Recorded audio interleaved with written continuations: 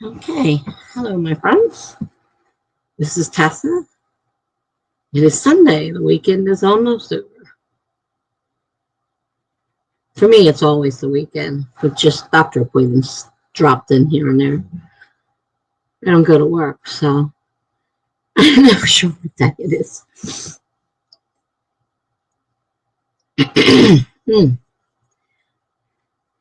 So I just got off of calling customer service for my new continuous glucose monitor, which I still have no idea how to do it. Hi, Meta. How are you? Long time no see. Anita. Not sure which it is. But long time no see. I was just struggling with customer service. They don't use English as a home glad you're doing well. Like I said, I'm struggling with customer service because they don't English isn't their first language. And this girl just kept saying sorry for the x-ray thing. Like I kept telling her it's not the only question I have. And she says, can I help you with anything else? I said, yes, you can. And I try again. And she says, I'm so sorry about that you can't wear this thing. And then when you get an x-ray, you have to take it up. And I'm like, I know that. You've said that numerous times now. And she said, can I help you with anything else? I said, yes. I asked you a question. Please answer it. So eventually I got her off the, sorry, you can't wear it in the x-ray spiel. I don't know why she just didn't know the answer, or she didn't want to answer, or if that's her way of handling things. But yeah, and I've been in customer service. I've been in a call center. I work there. I know customers are and can be very bad, but I'm not a bad customer. I'm a good customer most of the time, unless you really, really, really make me angry. Doesn't usually happen. I know that they have to take, a lot of guff from customers, and I try to be very nice, but this girl was beginning to get on my nerves.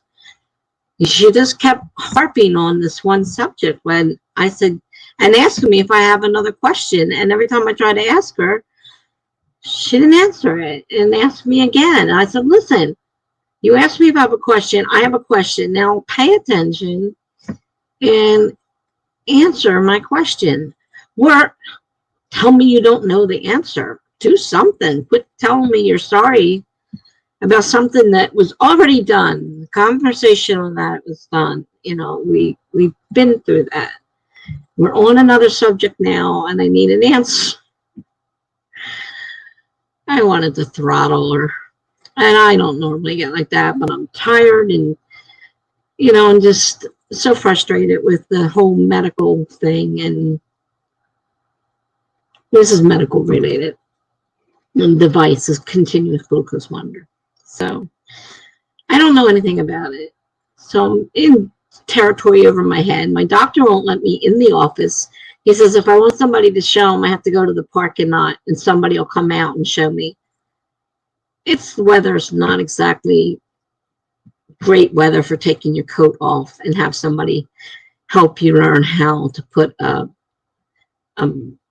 little disc on. Hi, Sam. Hi, you too. Your last name's rhyme. Oh, well. I'm being a little silly right now.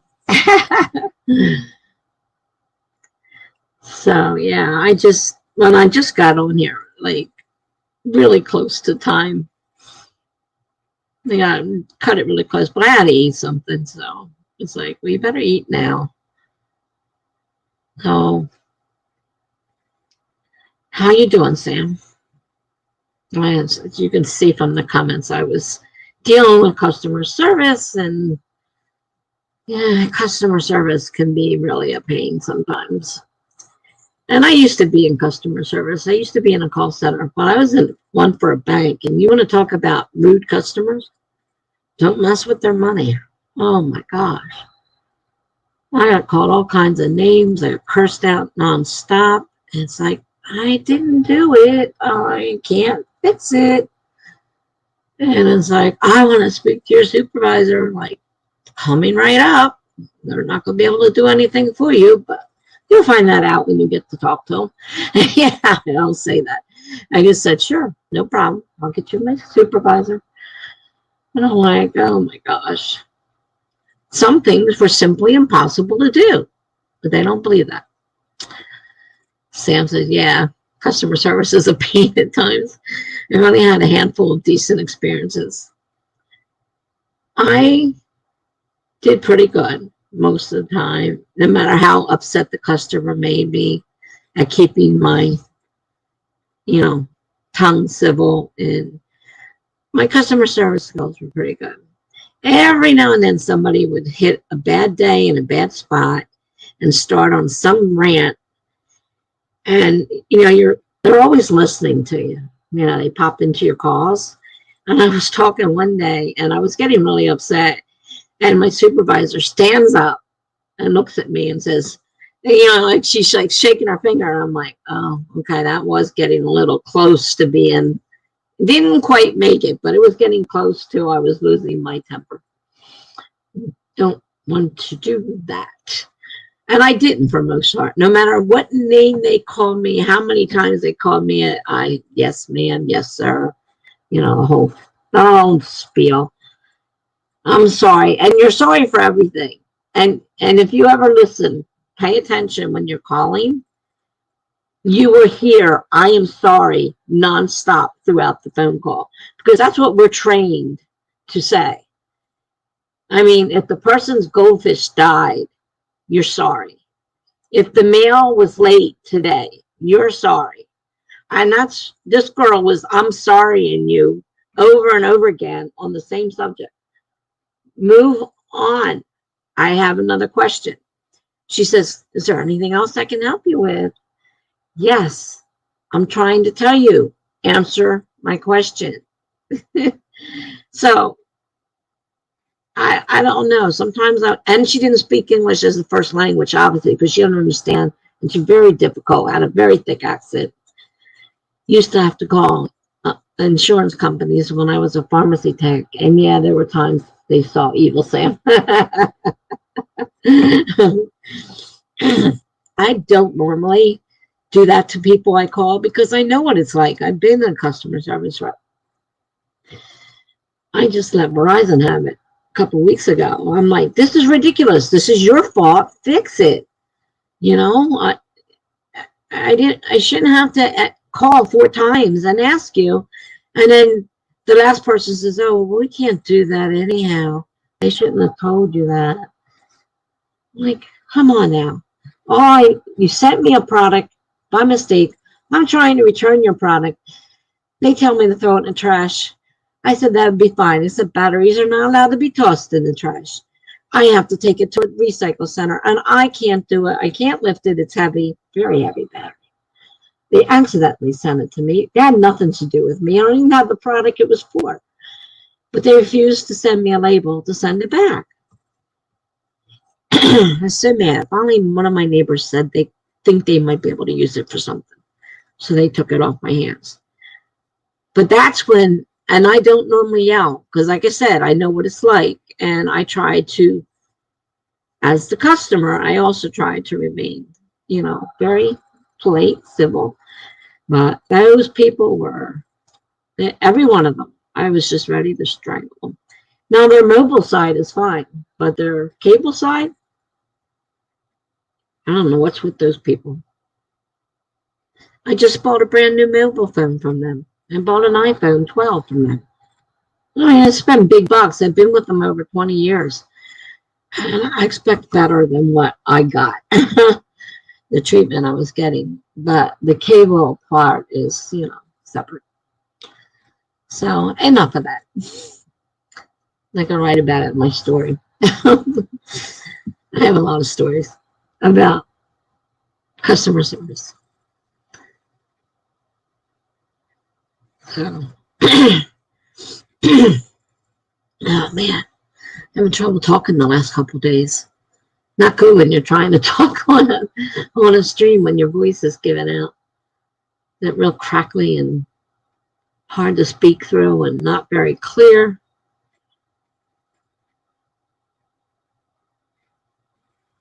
So yeah, that's what I just got finished doing, was dealing with the customer service call.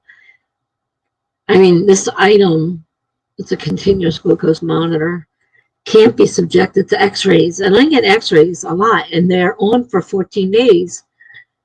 And if you go to have an x-ray, you have to take it off. So I'm going to be wasting a lot of these darn things. And I'm not buying extra because they're expensive.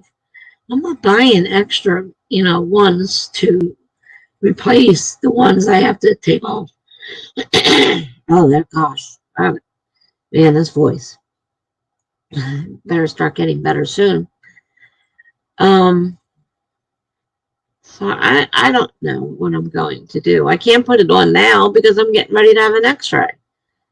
And the doctor wants me to stand outside in this weather and take my coat off so they could show me how to put it on. Won't let me in the office. Do not let any patients in their office at all, for no reason.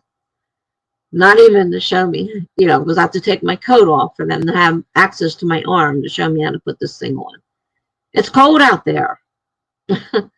Not to mention rain and freezing snow, snow and freezing rain and all that stuff. Well, this week's supposed to be warmer, but I can't put it on now anyhow. I'm getting an x-ray soon. So, I don't know. That's where I'm at. Story-wise, I'm getting anxious to get back to writing because I've been putting it off and putting it off.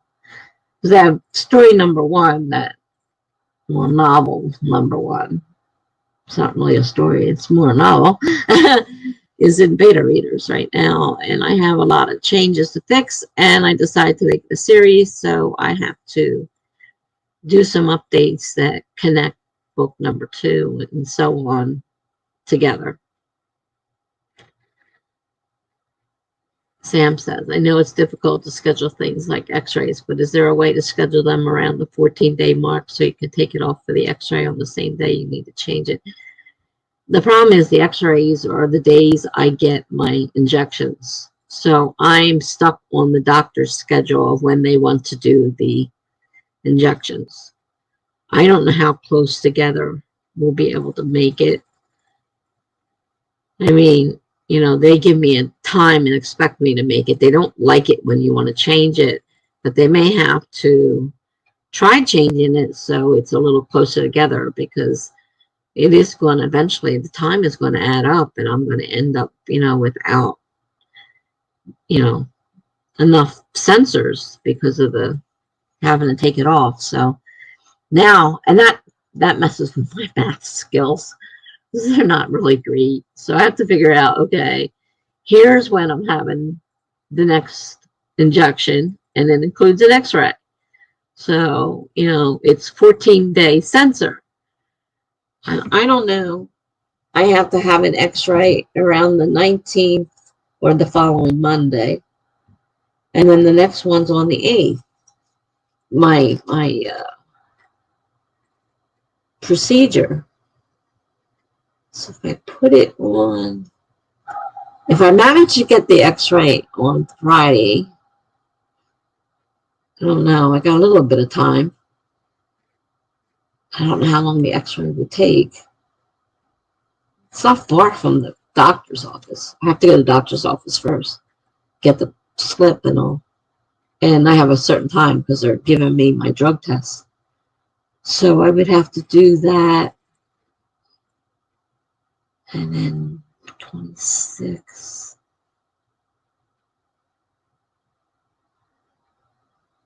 All right. I would have to wait a few days. I would probably have to Monday. The 22nd. Yeah, because it's the 8th. All right. So if I put it on Monday, then yeah, I can, that would work for 14 days. I don't have to aim for that. Okay. And then Netta said, me too. I'm working on a second draft, and it's mostly a rewrite rather than a revision. And I just started yesterday. I forgot how much motivation you need to write. It's real easy to get distracted with other things. It's like, I don't really want to do this. And it's not a total rewrite, but between fixing the spots that people found that do need work and then having to add some in order to connect the next book so that the people, are known from the next, the next story. They're connected. So yeah, I have to do a lot of revision. Let's put it that way. And I'm kind of putting it off. And I don't have all the beta readers back even. So I don't even know what they're all like, yeah, I'll get, I'm getting to it. So I don't even have them all. And I don't want to start and then find out that, the next 3 people send me things, disagree with number 1, and I shouldn't have changed that. It was okay as it was. I've never dealt with beta readers and making corrections from beta readers, so it's like new territory. Of course, novel writing was new territory too, so no matter how you look at it, it's new territory. Not really sure what I'm doing. But yeah, it's so easy to get, distracted by things. Really easy.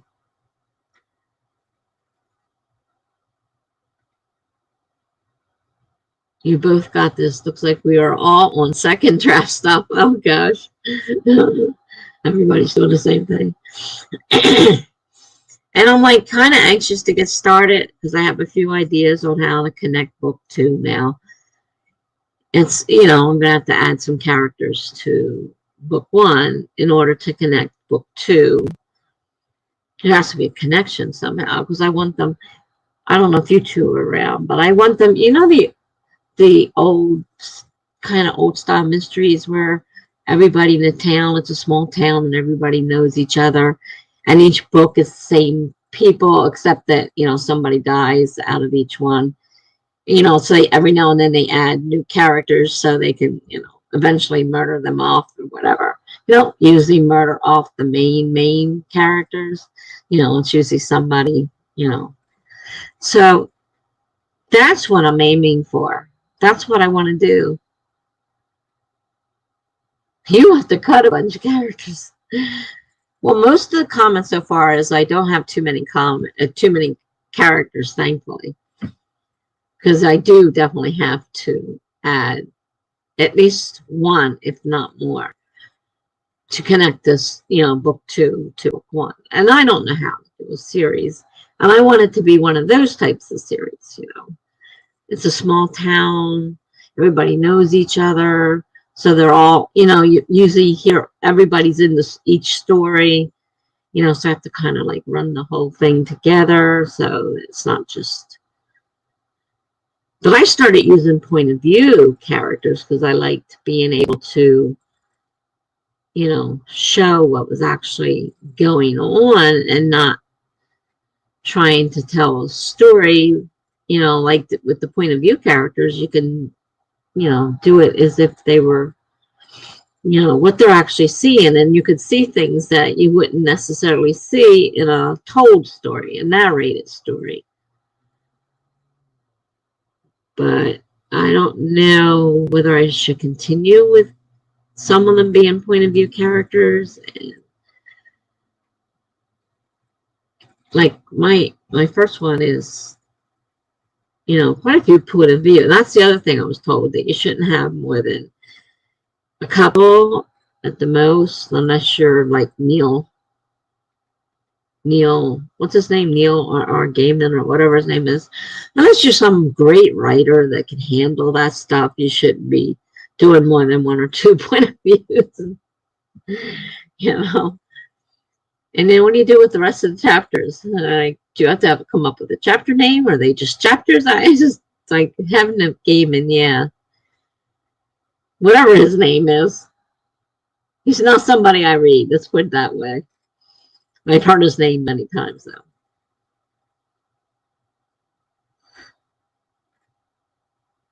But that's what I'm aiming for. Is I want to do a series like that because I love to read those kinds of series.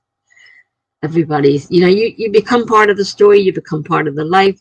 And I'm always disappointed when I read the last book. It's like, oh man, because I really get into it. I mean, I get into the whole life, the whole town. I mean, as if it's mine. Really get into those things. And that's what I want to do. But of course, when they end, I get really disappointed. I've had a couple people who write, series like that and have died. And it's like, oh man, like the story ended abruptly because, they died. It's like I always read, if you ever heard of the Sue Grafton Alphabet series. Hi, Megan. Is it Valentine's Day? Wow. Well, same to you. You have a boyfriend. I don't have one, so I don't even think about the day. It's not important to me. Happy Valentine's Day to you.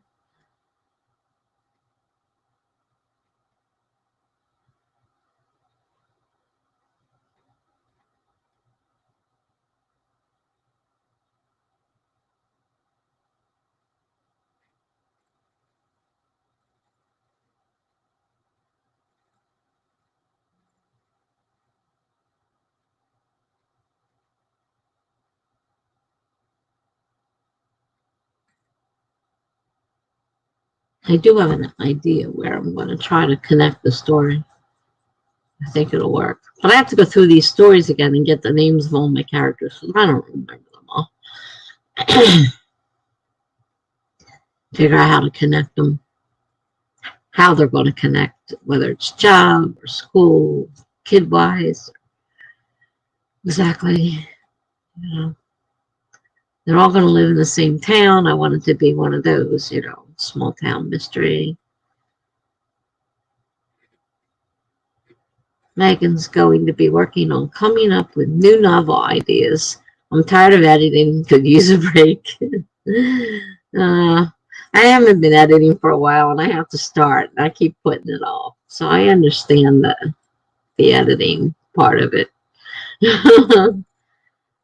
I'm looking at, the stuff coming back from the beta readers and I'm like, oh man, I have to fix this. And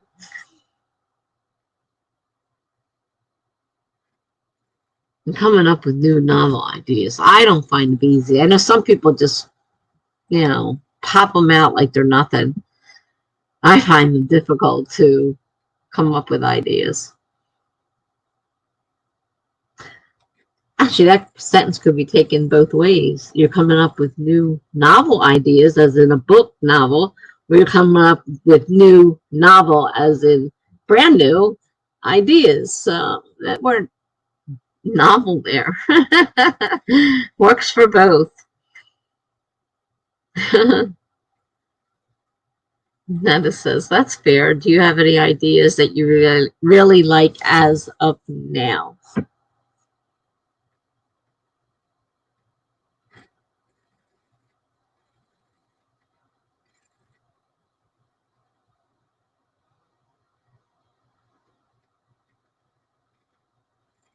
I'm going back over my old stuff, looking for things that I can remake into my series that I never finished or did anything with, and now I can do some rewriting and finish writing and add to the series.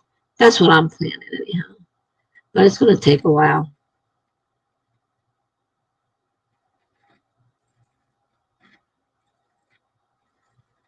Megan says, me too. Coming up with new ideas is so difficult for me.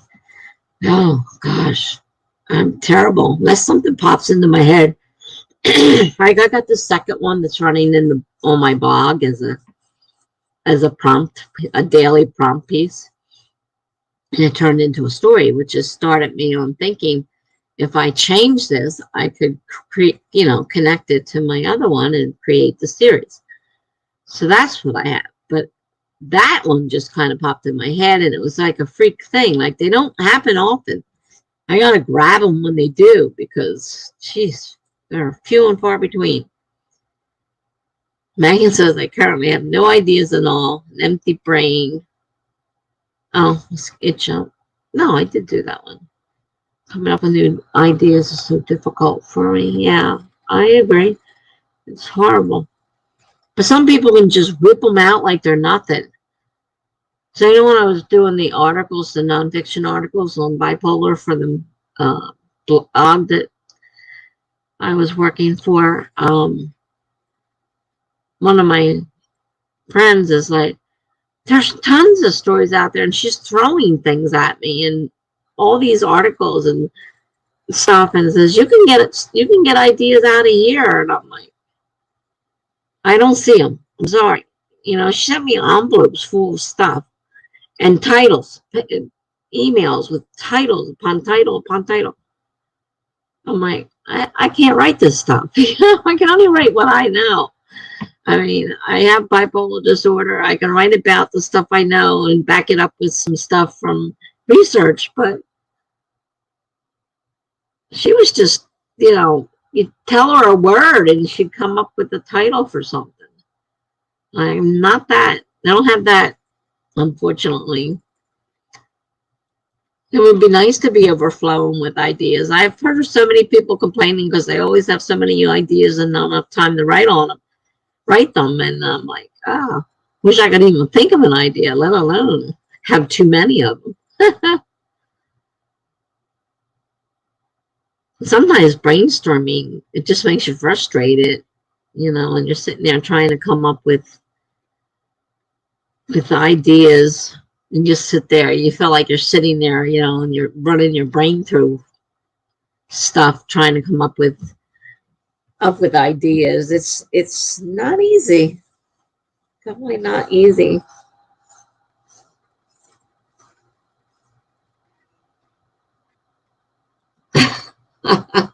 I'm good at coming up with ideas for other people.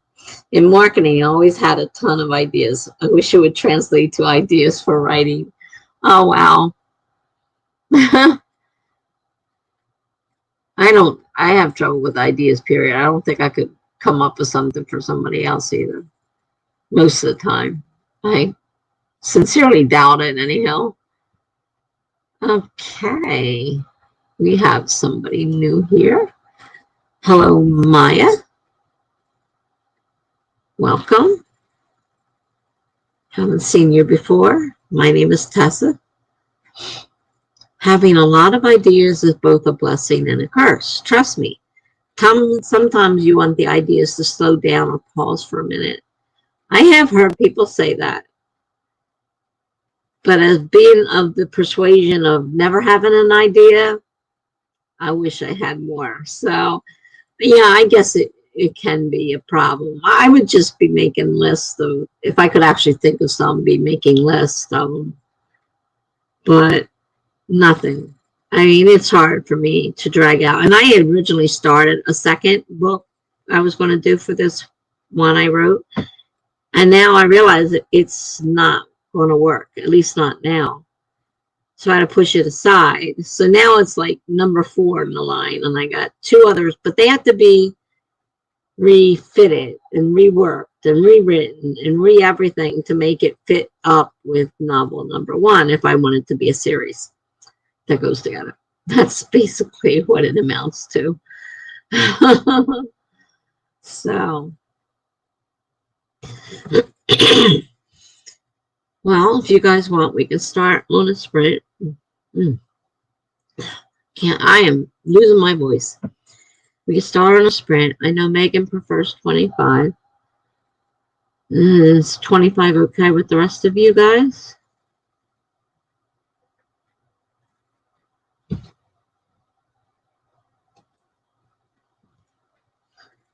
I usually do 30, Maya, but I know some people don't like to go that long. So I know Megan's a 25.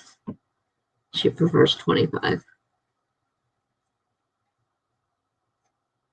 Unless you prefer even shorter, then we'll have to discuss it. But if 25 is okay with everybody, we'll do 25.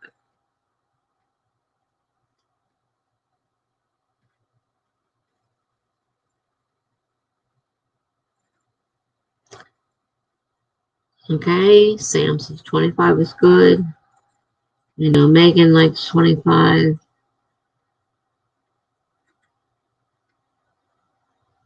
We'll just make it a 25. Let me set the timer. Find the timer. Reset it. Oh, gotta make it smaller. Reset it. That's right. Let me reset it large. Let's see. Oh, it's not letting me set it. Oh, I didn't click on it.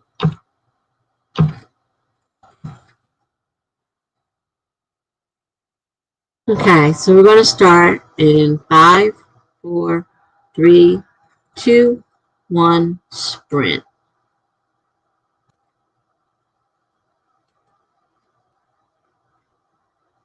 Okay, I'll see you back in 25.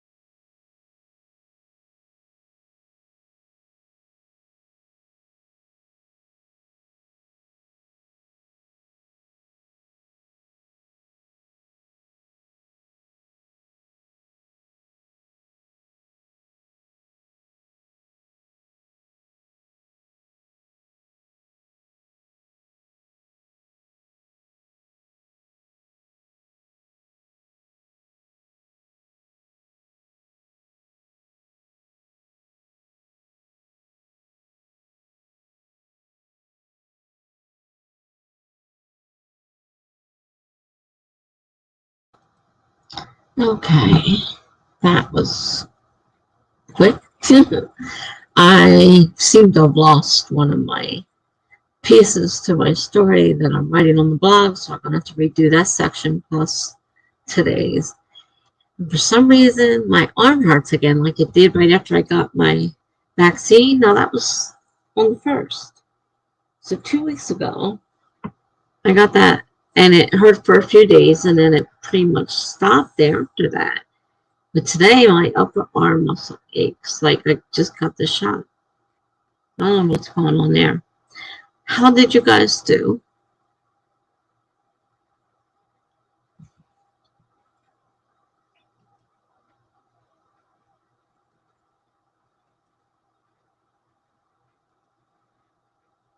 Hi, Greg. How are you doing?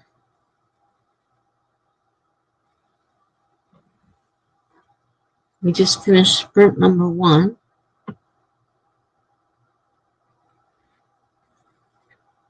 And somehow I managed not to save something last night, obviously, because I can't find it today. I'll have to rewrite it. I mean, they're short stories. It's not like it's a big deal. Maybe it'll be better this time. Who knows, right? All right, so we got Sam here, who says she did about 3 pages, edited, and 907 words added. Wow, it's a lot of words. And in 25 minutes, plus the editing part of the whole thing. So, wow, good job.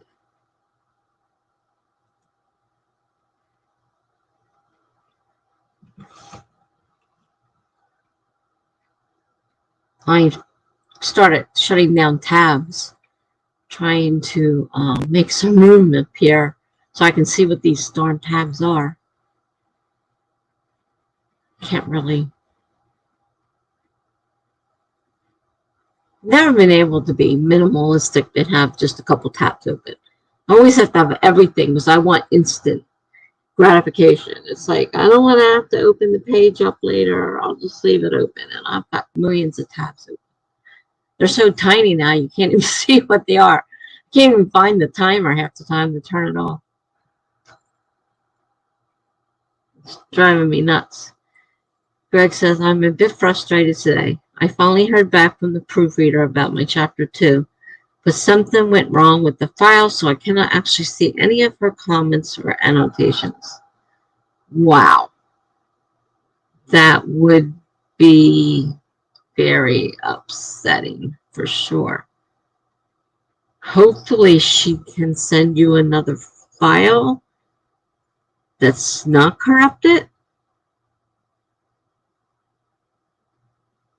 I hope. I'm sorry to hear that. Sam says it's more like a developmental edit to make sure the scene is where it needs to be. Nothing major. Okay. I don't know the difference between all the different edits.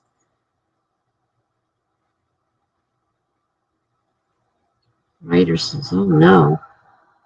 Greg. Yeah. I've had files go corrupted on me.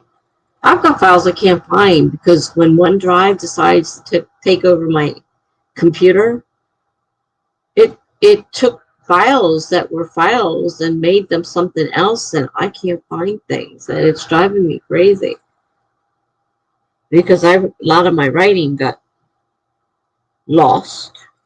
I mean, it's probably there somewhere. I'm trying to do like searches on things that would be in there. It's not too common, like the word "the," but trying to see if I can find files that contain some of the information, and maybe I can find the actual file. I don't know what OneDrive did when it took over. It really screwed my computer up.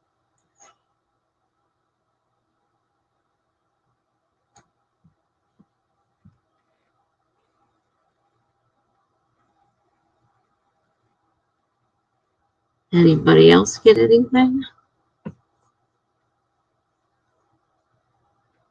I'm currently working on blog posts, but I only have a couple. Shouldn't have to spend all night doing them.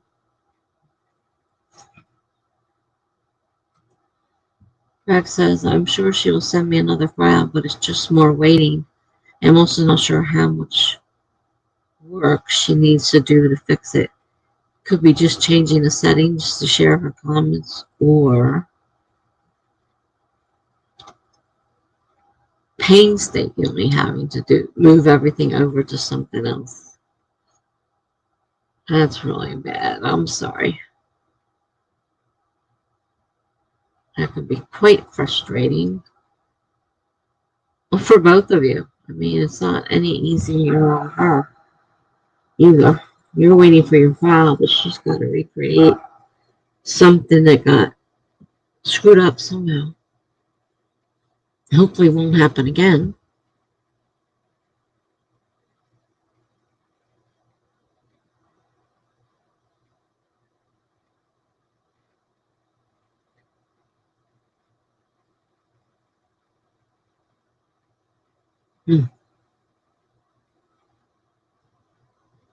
Yeah, they keep warning us to save our files, but sometimes still things will go wrong like that. Like, how would you know that was going to happen? It just kind of happened.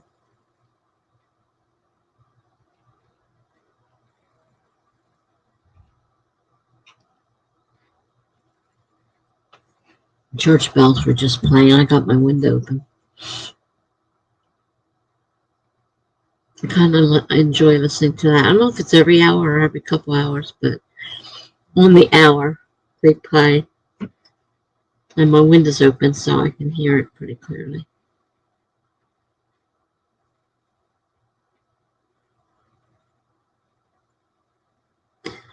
So I closed a bunch of tabs up for sure.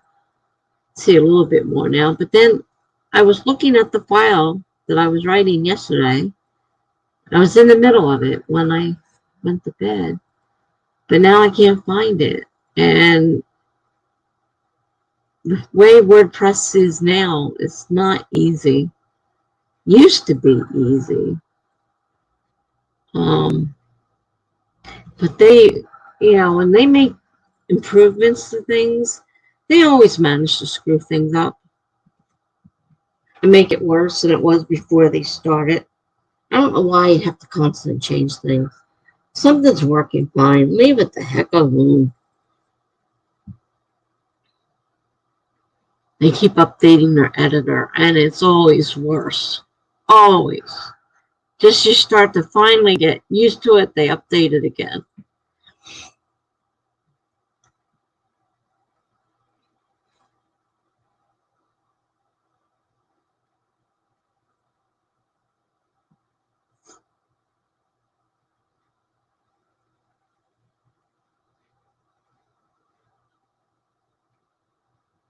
Well, I guess we might as well start another sprint. Hey, Megan, did you find any ideas at all? I didn't hear back from you.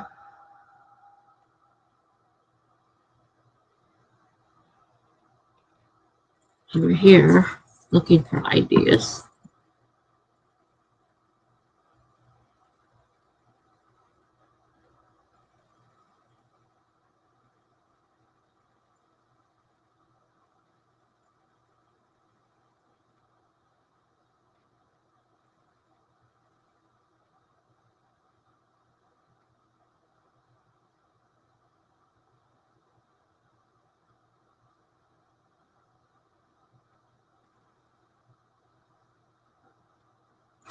I'm gonna try something.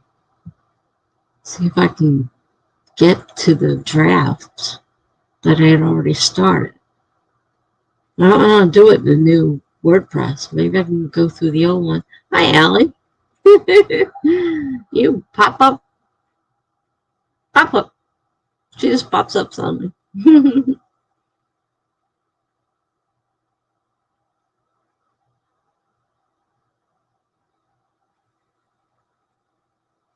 I ended up losing one of the files I was working on last night. I'm trying to figure out how to find the draft. Oh, it was a WordPress file. I'm trying to find the draft. I don't know how to do it on the new. On the new. I don't know. Everything used to be so easy. Now they made everything so complicated.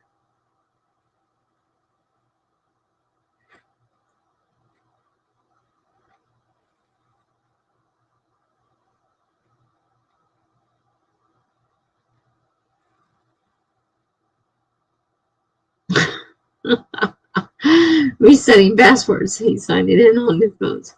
Yeah, I kept getting a new iPhone because something was wrong, and it was like every month or so I was getting a new one, and it's like I'm tired of redoing this. And half the time, most of the stuff never got put back on there because I just never had enough time or inclination to sit there and go through all that.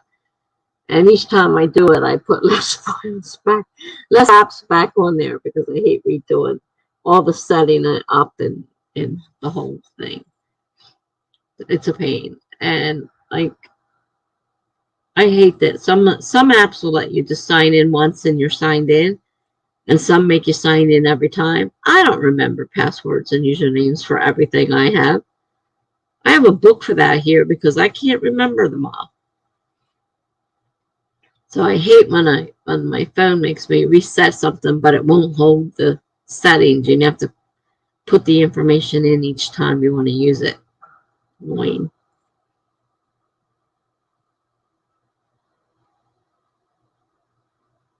So I just got a new phone, I don't know, a month or more ago. How long ago? It's not long. So I started downloading most of the apps, but I don't think I probably signed into all of them yet. So I know how. I have an app that's filled with all my info. Well, that would be certainly helpful. Because when I was in the hospital, I couldn't do much because I couldn't get into half the apps I had. Because you had to sign in. And it's like, well, this is ridiculous. I thought about making maybe like a Google Doc or something and put the information in there so that I had it. Because I can pull up that through Google on my phone. And it's backed up so it won't be lost. Yeah, I spilled red juice all over mine. And the pages are all red and messed up and everything. uh, Sam says I probably forget and lock up that app. Lock up that app that had everything in it. Oh gosh. Download a diary with a lock app. No internet needed.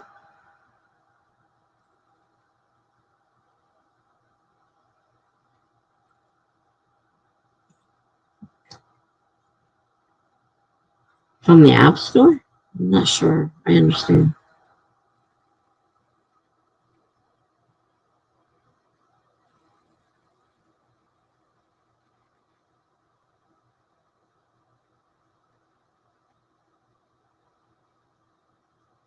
It's a simple password to open and you can reset it.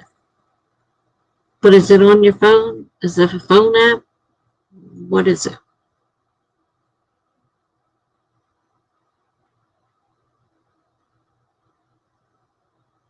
I'm not very good when it comes to the phone to begin with. That's problem number one. It's a phone app.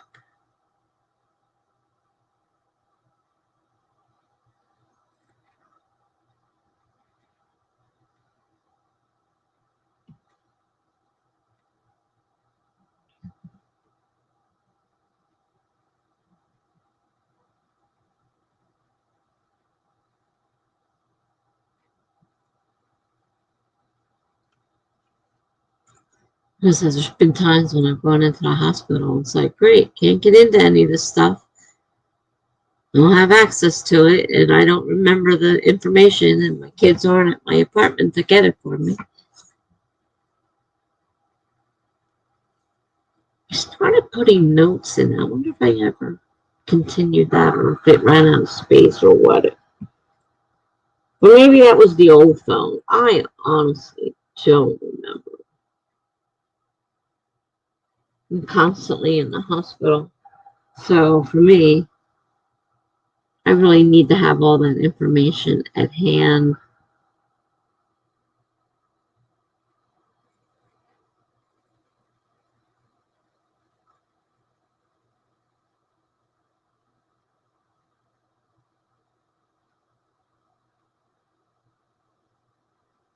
Hmm.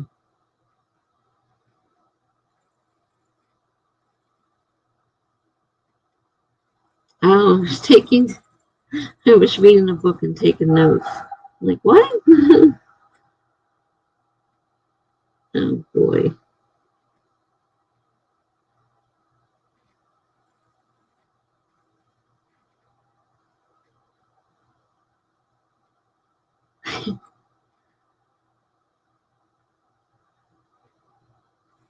Yeah.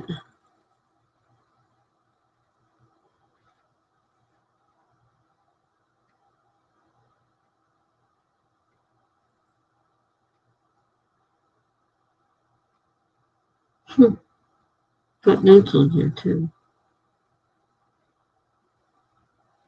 One scan document. I think my daughter told me how to do that. I don't remember anymore.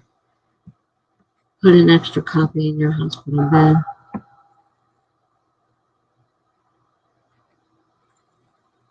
Well, the thing is, usually when I'm going to the hospital, it's by ambulance, and I'm lucky they'll let me get my shoes. Because they took me on November 27th, right after Thanksgiving. I'm like, can you grab my shoes? Because going out without a coat is bad enough, but going out without my shoes in this weather, that's a little much.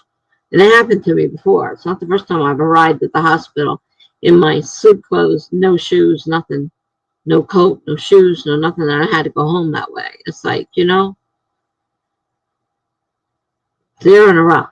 They don't care. They don't care if you have anything. Their job is to pick you up and drag you to the hospital. So there is no hospital bag. And with them not allowing visitors in, that becomes problematic too. And so you have a hospital bag by your door ready to go. Interesting idea.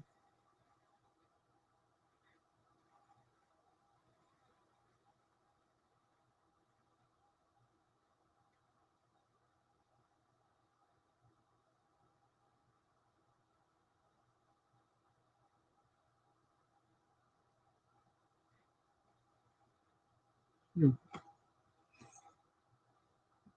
Hadn't thought of something like that, but it's an idea. Something to think about.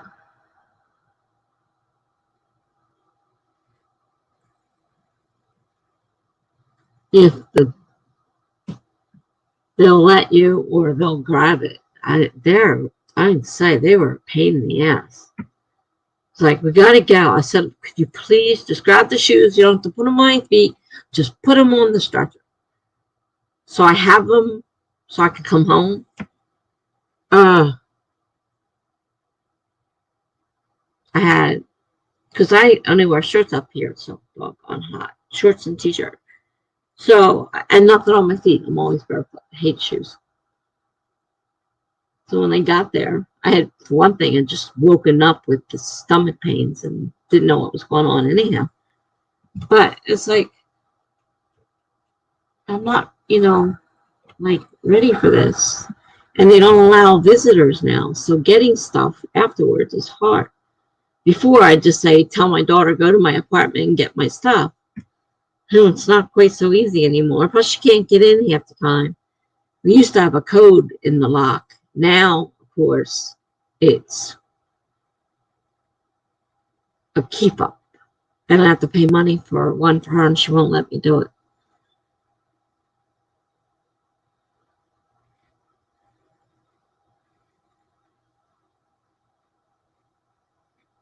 Yeah, well, luckily, book-wise, I had my phone. I have a Kindle app on there, so I was able to access stuff to read. I keep a charger cord in my purse. I did make sure they grabbed my purse. I don't have a laptop. I have a regular Kindle. That's the only thing I have. And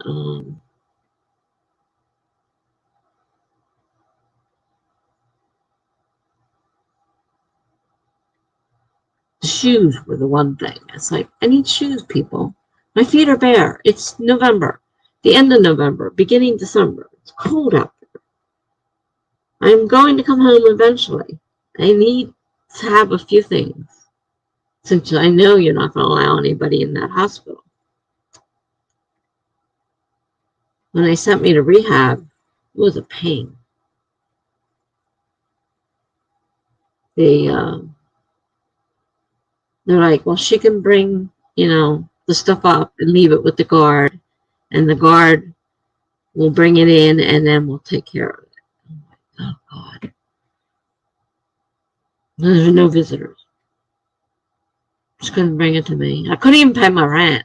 Normally, in normal circumstances, I'd write up my check and hand it to her to drop off at the building. No, can't do that. No visitors. No visitors allowed. Nothing to mail it with, even if I knew where to mail it, or if they didn't really want it mailed. Oh, well, it's kind of hard to put your phone in there and all the cords and stuff when you're using them in everyday use. Usually don't have those things in extra. I could throw a pair of clothes in a bag, and that'd be about it, and some books. But even that, I don't have that many books. Everything's on my Kindle. And that has to be charged. Getting it charged in the hospital. Not all of them are set up for that. So we're getting better. And yeah, I'm not buying another phone, believe me. Definitely not buying another cell phone. These suckers are close to $1,000. I don't think I'll be having an extra cell phone later on. I try to make sure it's on my person. I don't have a laptop.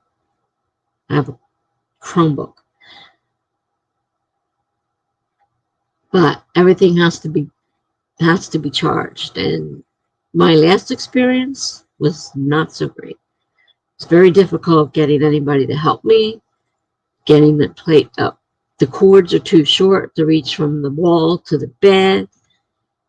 It's just like so aggravating.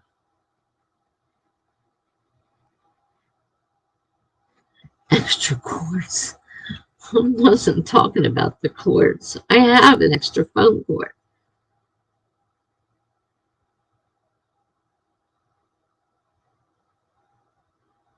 A couple extra phone cords. One in my purse, one in my bedroom, one on my computer.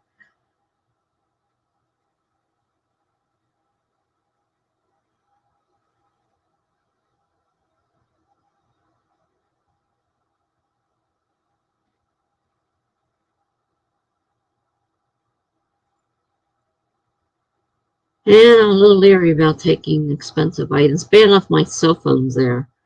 Taking expensive items that anybody can just walk off with. You're not in your room 24 hours. So I get a little leery about leaving my stuff in my room.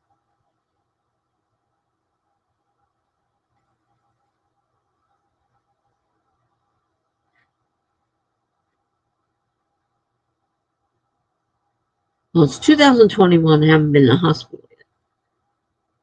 Doesn't mean anything. I was in there in December, so The end of last year. Last year, I had one hospital stay. It was 6 weeks.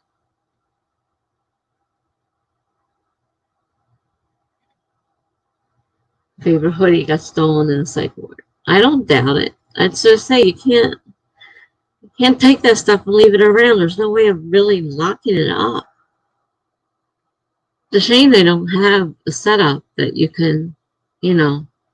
And in my case, I'm not allowed out of bed without help. So every time I needed something, I'd have to ring the bell, and then some, you know, overworked person would answer the thing, and I'm like, what? It's like, well, I kind of need something out of my purse, or my cell phone needs to be connected to the charger, and they're like giving me looks like, you got to be kidding us. So there's one hospital, the brand new hospital, has it built right into the bed, and you just plug the cord in, and your phone is plugged in, and everything's fine and dandy. They have keyboards and computer hookup setup, internet setups, so you can use their keyboard, and you can, connect to the whatever you want to connect to. I watched a lot of YouTube. That single room, so I wasn't bothering anybody. Watched it all night long because I couldn't sleep. So yeah. If I know I'm going, I have a few minutes maybe to grab things before they arrive. Make sure there's clothes on my feet and something I can come home with. In most cases, there's not warning. And they're just grabbing me and throwing me on the stretcher and out the door we go. And my daughter can't get in the building that easy anymore because now they're not doing a punch-in code, they're doing a fob. So unless I can give her my keys, which they're not allowed to have visitors, so getting her the keys is kind of hard. But I need her to go to my apartment half the time and do things, not to mention get me things. Sometimes there's trash laying around or something like that. It's got to be picked up if it's going to be any length of time. Oh well, how do we get on this crazy subject anyhow? So let's do another sprint.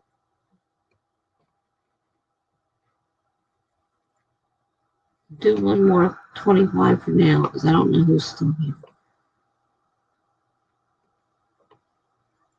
And then I'll go back to 30. 25 minutes, starting in 5, 4, 3, 2, 1, go. Sprint.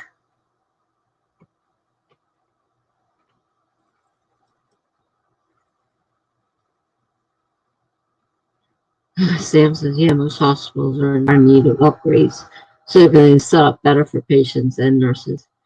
Yeah, exactly. Really. It's off. I mean, yeah, Alexis. It's off to do stuff. This new hospital was nice. The Wi-Fi was built right into the bed. You just put your little end of your cord into your phone and the other end into you took the bottom piece that plugs into the wall off and plug it into your bed. That was great, but that's a new hospital. The old hospitals don't have that. And getting a plug, let alone one that's close enough to the bed, is difficult. It wasn't even close to my chair. I said, I need a plug to plug in my phone to charge it. I don't want to just sit here on TV for hours on end. Do something. All right. I got to see if I can find the draft of what I was writing yesterday. If there's some way I can see, if I can find it.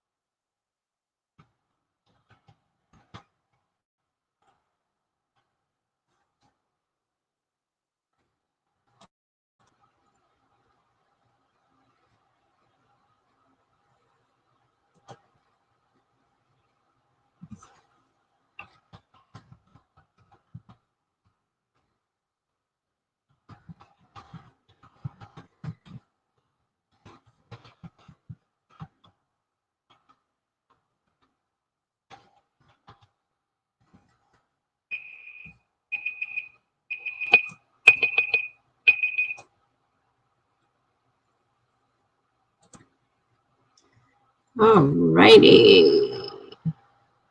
So, while it was going, Allion arrived. Hello there. Amelia's not here. There she is. Wow, what'd you do? That was weird. You just got done saying Amelia's not here, and boom, there she is. Talk about connections. Hi, Amelia.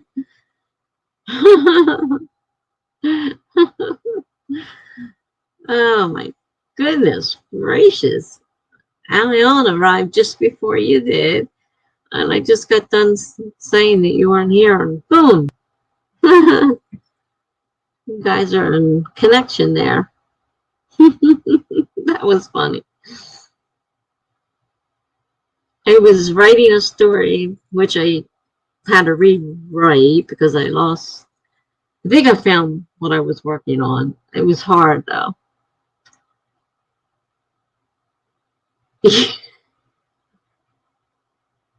Yeah, you did. And he just said so. He just popped in not too long before that. I just came back, turned off the timer, came back, saw he was here, and said, oh, Amelia's not here yet. And then you popped right in, right after that. Okay. So Allie's here. Amelia's here. She literally just popped in with 10 seconds on the clock. And whatever that is, I can never tell what these emojis are. Greg says, I did some reading during the sprint. Jumped. Megan said, I did some brainstorming. I didn't come up with any new ideas yet. Oh, no. Sometimes brainstorming, I don't know whether that makes it harder or not. You know, trying to force it. But if they don't come, I guess there's no other way of doing it. Most of mine pop into my head.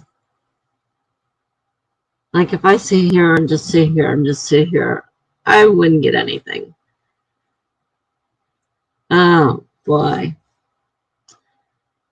Greg said that he's also keeping an eye on his email to see if the proofreader has gotten back to him.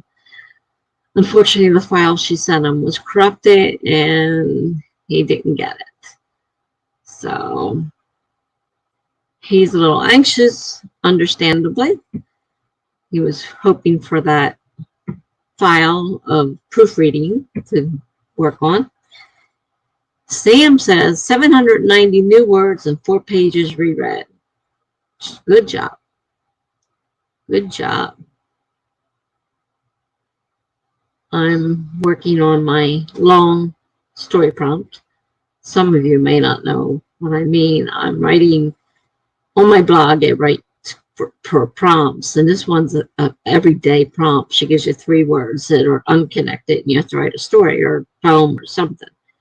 And the first one I wrote, I thought, man, I can make this an actual story and keep writing with each set of prompts. So every day I get my 3 words and I write a story that goes with this story. It's pushing the story along, and it's working out really good so far. I mean, imagine eventually I might hit some words I can't use, and then it may stop, or I may just stop because I'm going to make that book 2. It needs a lot of work to become book 2. It's not related to the other one in any way yet. So I have to work on that. But so I'm writing prompts on my blog.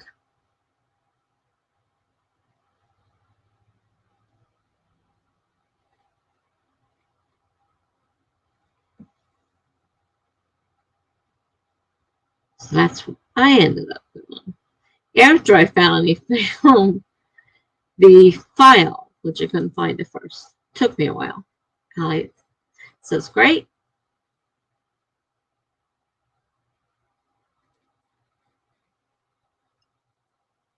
It's a long story now. It's 35 parts. I mean, it's going to have stuff added in and, spread out because some of them are really like 3 prompts, 3 days worth might be a day, and then they'll turn around and jump months or so. So it has to be laid out. Whether I like it or not, I have to outline it to kind of lay it out so I know where I'm going and what to add. And I still have to copy it all off the blog as it is. It's still just in the blog post. So I have to put it all into a Word document to even start working on it. And that's going to take a lot of time. And it's definitely a pain going and opening it up, and copying it all over into Word. It's 35 parts already, so it's going to take a while.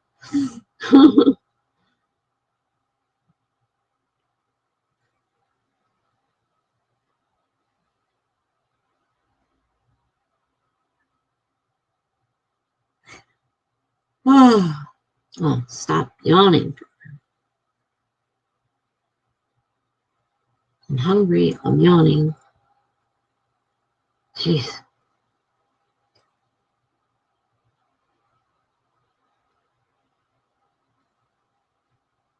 Megan's struggling with her new ideas. I don't even know of any way to help you.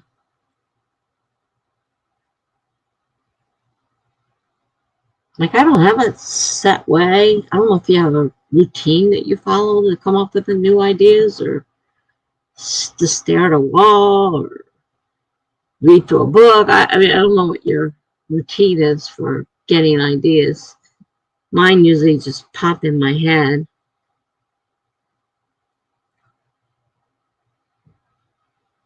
Of course, using prompts.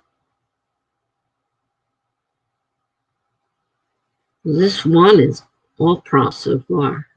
And I know this one that's going to be part 3 was almost all prompts as well. But they were weekly. They weren't every day. This I have to do every day. She's got 3 words every day. And then on Friday, besides the 3 words, you get the 21 words, all 7 days worth of words at one time. So Fridays are really busy. 2 stories, 3 words, and then the 21 words. And you don't want it obviously to be the same, so you have to come up with something different.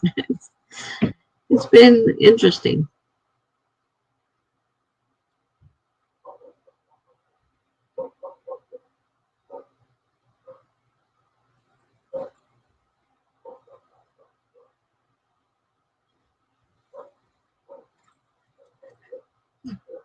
Oh, so Amelia says, I always like to think of how I can do something different with a genre whenever I try thinking of ideas.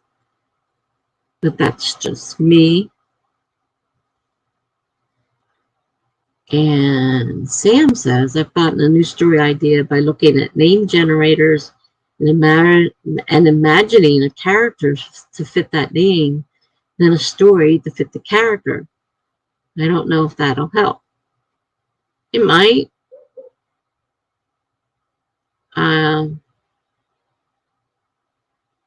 Megan, there's a couple of suggestions for you. You don't know what it is. Like I said, I don't know your normal way of doing it is. Maybe that something like that would help.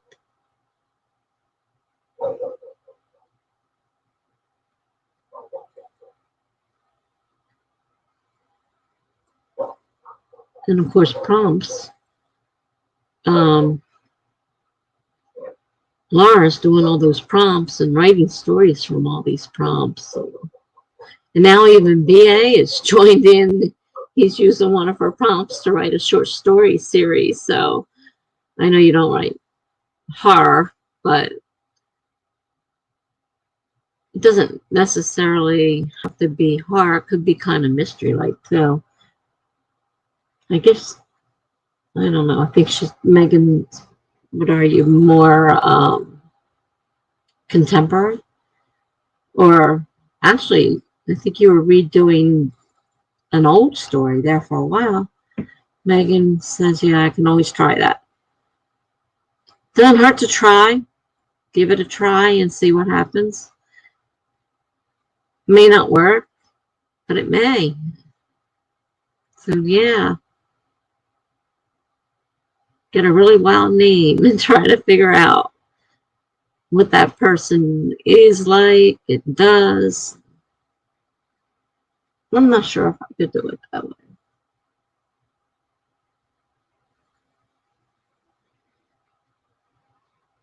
I get most of mine, a lot of mine are real life. I've had a lot of crazy things in my life. And so a lot of times I will think back on something weird that happened in my life and make it weirder. You know what I mean? Like, really make it weird. Like, number one is based partly on my life. And this, the story, I was able to build upon it. But the original thoughts came from something that happened in my real life. And then I was able to build on it and everything. And a lot of them do come from prompts as well. But like I said, with real life, my life has been really wild. So I can get some pretty wild things going just by doing that. And the other way, of course, like I said, with prompts, for me, they work. And, I don't know, it doesn't work for everybody, but let's see. Leon says, you are the captain of your soul, so should have full control on that. I also waste time in thinking of something great and doing anything like writing a story. Yeah.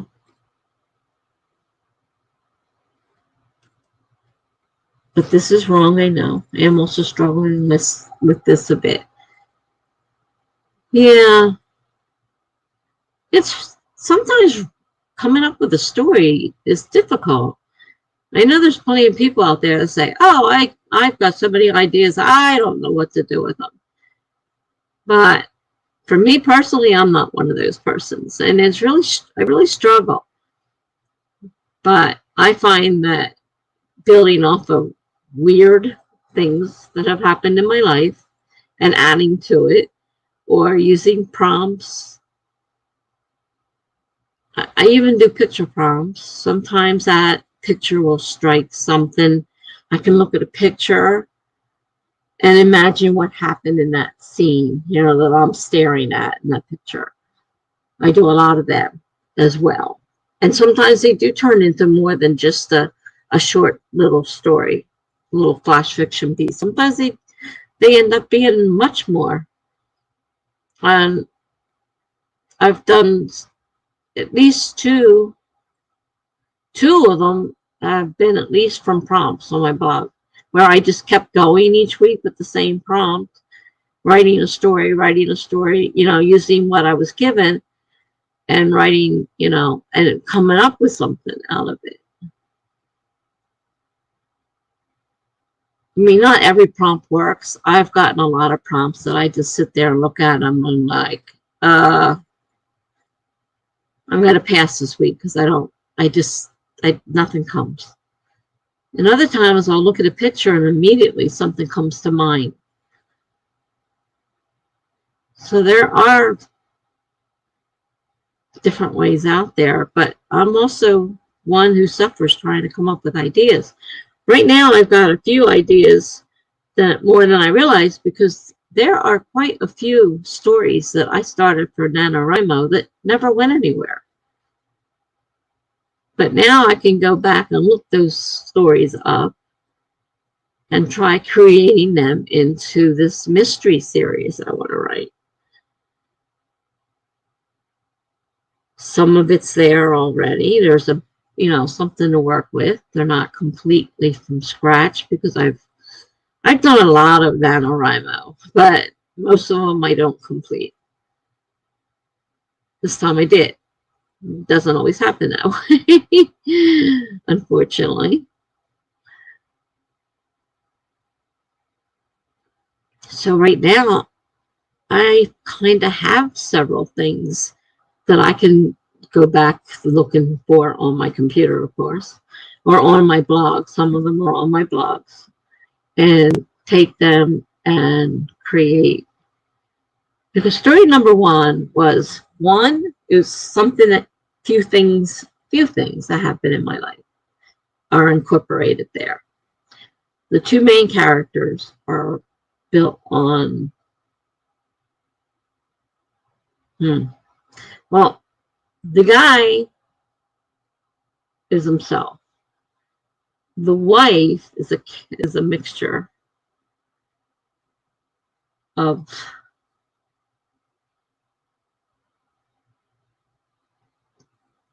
sort of his wife, but not exactly. Like I added things to really make it a little more outlandish, but not too outlandish. I mean,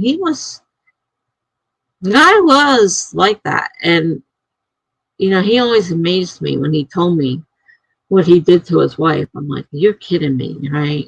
You didn't really treat her like that. It's like, that's why he treated her. So a lot of that was real. So there's a lot of real life in that story. Bits and pieces, not all together, but combined together in a different way to make the story. And then I went through my blog and I started finding different, I write a lot of serial blog pieces with prompts. And I went back and pulled several of them out of the blog. And I looked at them and I thought, well, I could use that story and I can use that story. So that kind of helped build that story into what it became. So for me, that worked out pretty good. But not everybody can do prompts either. I mean, you have to, if it's not your thing, it's not your thing. Sometimes we all have to find our own ways of determining how to find a story. Not all of us get it easy. But right now, I'm kind of like flush with stories because all these things that I gave up on from Nano, a lot of them, I can salvage the idea now and make it fit into this series that I want to write. So I actually have more than I thought I was going to end up having. It's going to take rewriting, but the idea is there. The basic idea is there. And I think that's important. So, did we want to try another sprint? I was in the middle of writing one of my daily prompts, and I think I have today's to do too. I think I'm doing yesterday's now, and I have today's to do still. Now we can start another sprint.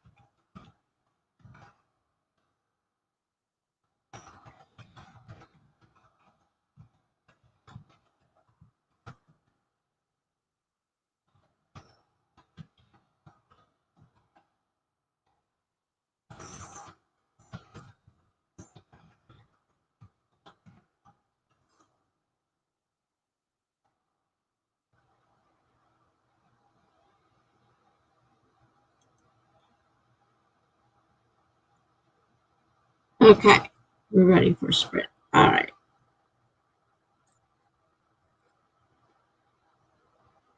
I just checked.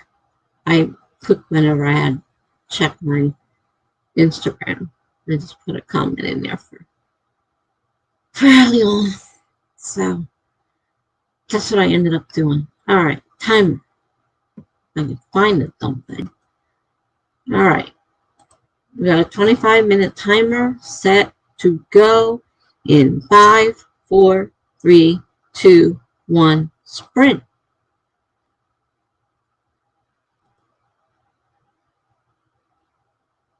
Okay, guys, we're going. And I will be back in 24 minutes.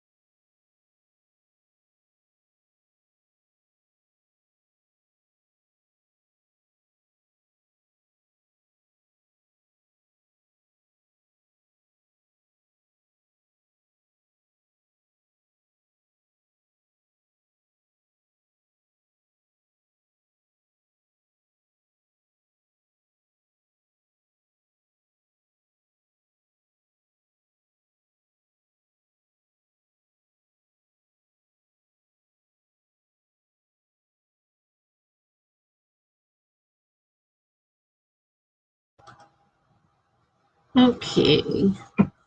We did finish the story finally.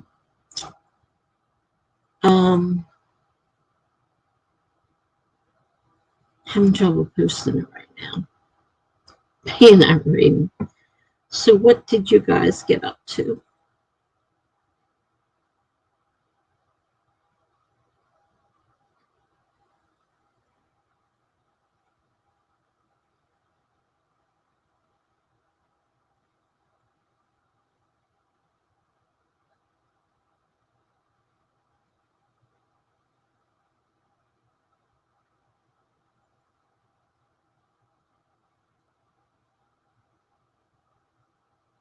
I had to put the fan on. I was getting hot again. Even with the window open, it was cooler earlier. I think it's getting warmer. So we're supposed to warm up as the week goes on.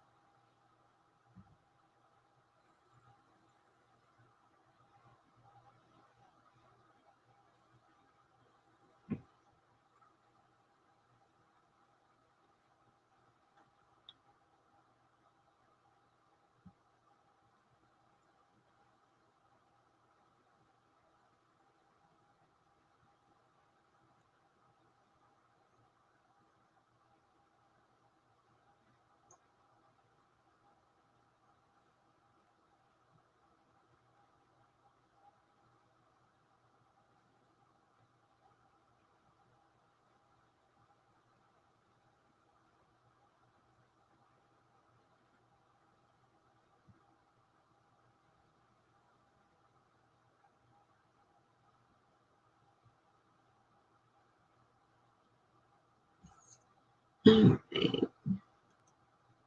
Sam says, reread, editing, about 7 pages. Trying to figure out if I need this scene or not. Yeah, I got a few of those. I'm probably going to be, do I really need this? Or am I changing it? Or am I deleting it? Yeah, definitely understand that one. A little hard sometimes to know which is best. Then he said, I didn't do much, just thinking about how apartment buildings are laid out and casually trying to find floor plans while also gliding down the YouTube rabbit hole. Oh my goodness. I figure I got to write out a map of my little town with the people already established in their streets and stuff and where the businesses are and the area surrounding it. Because I wrote that there were 2 towns involved. At the beginning, they lived in one town, and at the end, they moved to the town where the murder had been. That town is right next door, and I have to read through it because I can't remember where his business, which town his business in. Though I think it was I'm pretty sure his business is in the town where the murder was, and that's where they ended up moving. It was the town where the murder was. So I definitely have to complete that. And I may not need the other area because I think the main thing that was in that area was that they lived on the beach there. They moved away from the beach to a little town not too far away. But still, I mean, the beach isn't far. New Jersey, you can go, not a couple hours and be near the beach. In some areas, of course, closer, but I mean, like, I'm over almost to Philadelphia. So it takes us, depending on where we go, if we go straight across, it's more like an hour. If we go down or up, then we're talking 2 or more hours. So we're close to a beach. And this little town is right near the beach town the story started at. But I think I need a little map for that. I had drawn out that house originally, and then I lost that map. I'm sure it'll show up later. I don't think I really need a map of that house because in the story at the end, they had sold the house and got a new house. So I don't really think I need that map anymore. It served its purpose. So Greg did some technical reading. I'm done with that for the night. I'll reread We'll be writing, I hope, next spring. Okay. Good job. I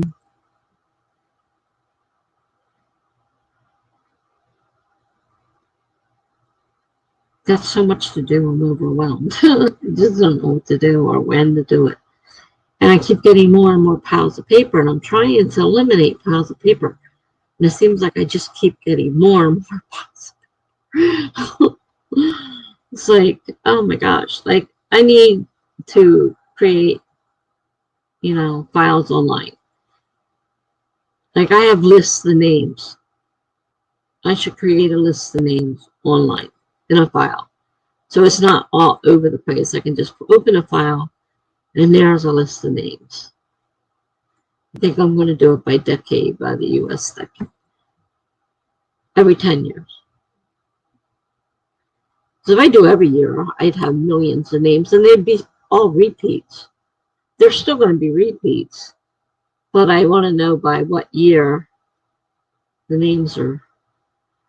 So if I was going to handwrite it out, it would take a lot of paper and a lot of patience. But if I just copy and paste it, if it's possible, depending on how the list is set up, I might be able to copy and paste, make it a lot easier. I would just create a document that would be part of my story Bible.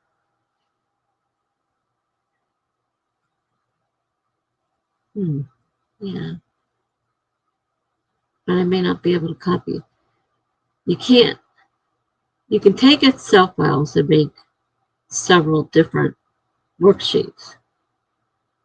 But if I wanted to list the names, doing it in Excel, so I could have it as a workbook, would be a little harder, I think.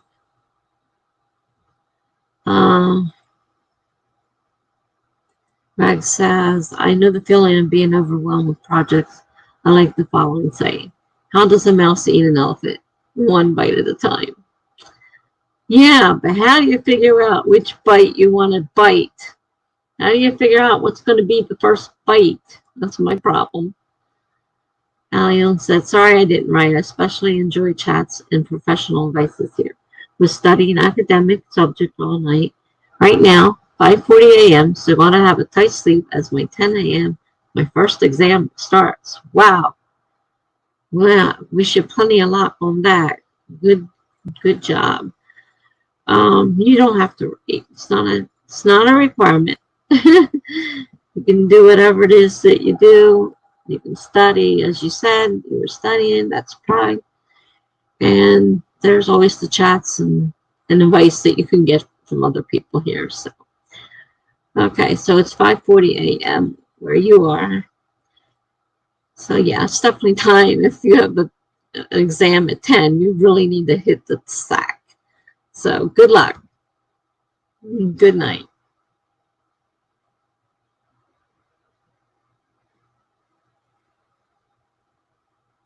Okay.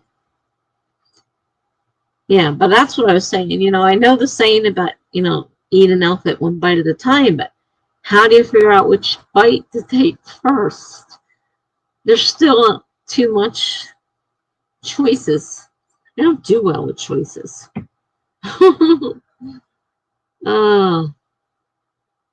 I don't run well with schedules. I don't run well with choices. I don't run well when people tell me what to do. Yeah, I'm terrible, all right? It's terrible. Greg says, which is the first bite? It helps take a blank sheet of paper and list all the things which need doing. Oh my gosh. I have so many things that need doing. So many things.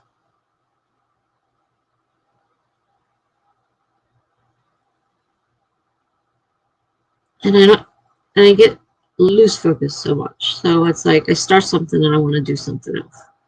I can't stay on one subject for a length of time. It's very hard for me. That's why I start looking around. I was like, oh, I started doing that, and then I got distracted. Started doing that, got distracted. Started doing that, got distracted. And I look around at the mess and say, oh my God, what did you just do? Nothing's finished. Everything started. It's awful, awful. And sometimes writing it all down is like, oh my gosh, I look at all the things. It's like I made a little tiny set of goals on my planner. Like, not that I plan to get all that done, but you know, it was a short list of things that I know I have to do.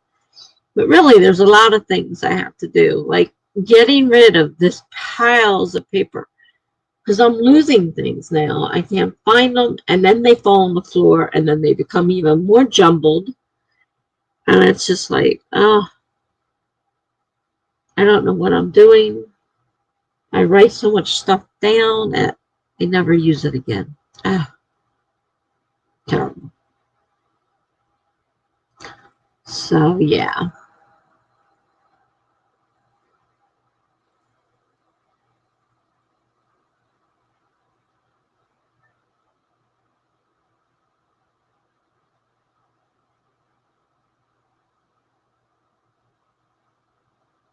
I want food. Nothing here that I want. What is today? Sunday.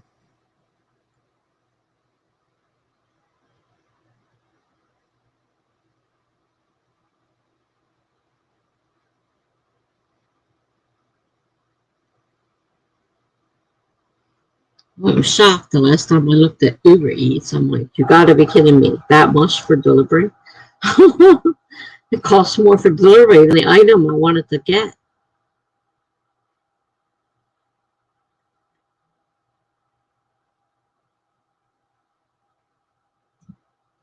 Leaves me with like a couple of pizza places. And being one person, they always have a minimum. All right, let's see. Sam says maybe do things in sprints so you can keep focused for that long. I know you need to stay focused. Like go through a pile of paper for 20 minutes, get that done, and move on to something else.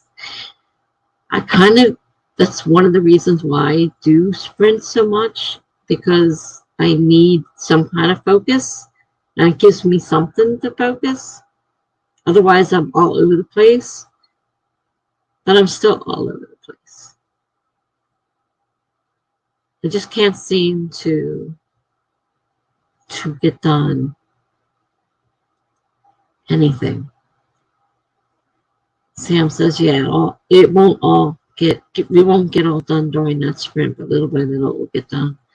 That's what I've been trying to do, and then new stuff comes along. It's like, okay, I finally finished something, hooray! And then I look and like, oh, there's something new. There's something new that needs my attention. This is like a never-ending cycle. Some people are nice and tidy and organized. I am not nice, tidy, and organized. That is definitely not me. Leon says, exactly.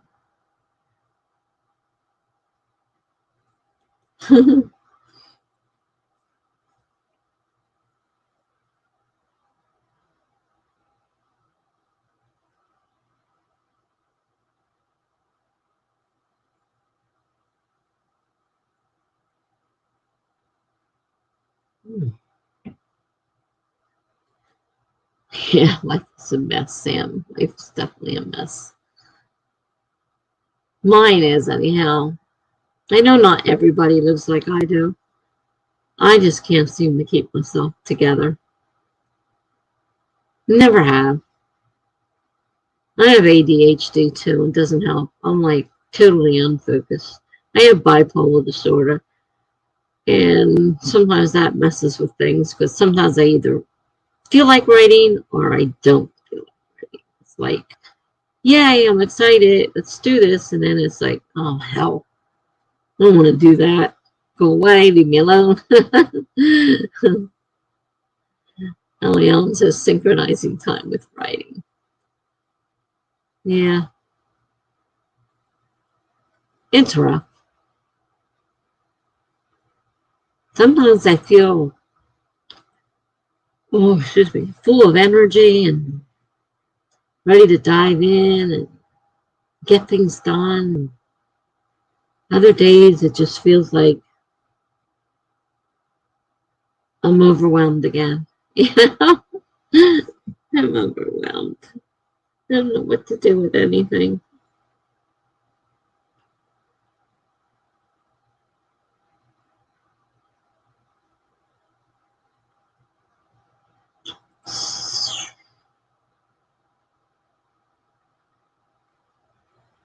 Leon says, okay. Sam says, my life is all over the place too. It's okay. Just do what you can when you can. All that truly matters is that you're healthy and have happy moments. Well, those are debatable too. 2020 was a very bad year for me. I was in the hospital a lot. A lot. Definitely not a great year for me. So I hope this year is much better. I'm set to get the second part of the vaccine on the 22nd. I'm not looking forward to that because I heard it's much worse than the first one. And then today my arm starts hurting as it was during the vaccine. I'm like, what are you aching for now? You didn't get a shot in you yet. It's coming. Believe me, it's coming, but it's not there yet.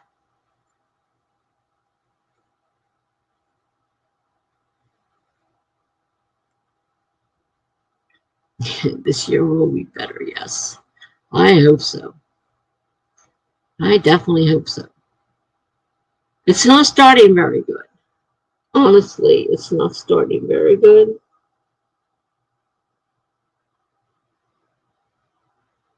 I mean, I've already had 2 deaths in the family in the last couple months, and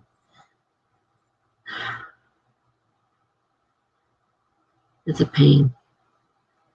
Sam says sometimes pain starts up again 3 days after, just like exercise pain. Bodies are weird. Yeah, yeah. I would have sworn I had that shot, just had that shot, because my whole arm, same area ached. I'm like, what are you aching for?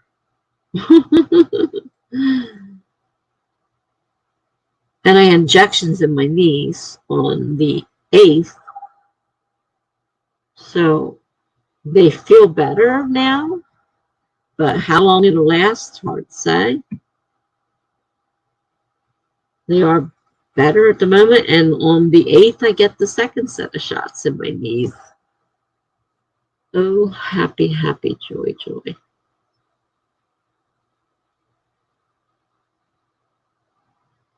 Always something. Always something. Alion says, okay, good night. See you soon in next stream. Superhero going to bed. Oh, realizing I'm already in bed. Oh, you're funny. Bye. Good night. Oh my goodness. Oh, thank you. Thank you, Sam. It's been a bad year. Last year was horrible. This one's not starting so great. I mean, I hope it gets better.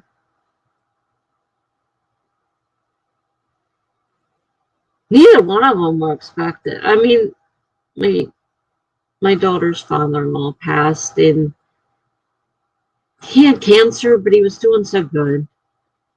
And then this out of nowhere, it's like you got 2 days to live, and it's like shock, you know. And so he says, "I'm going home to be with my family," and they, sent him home. He passed 2 days later.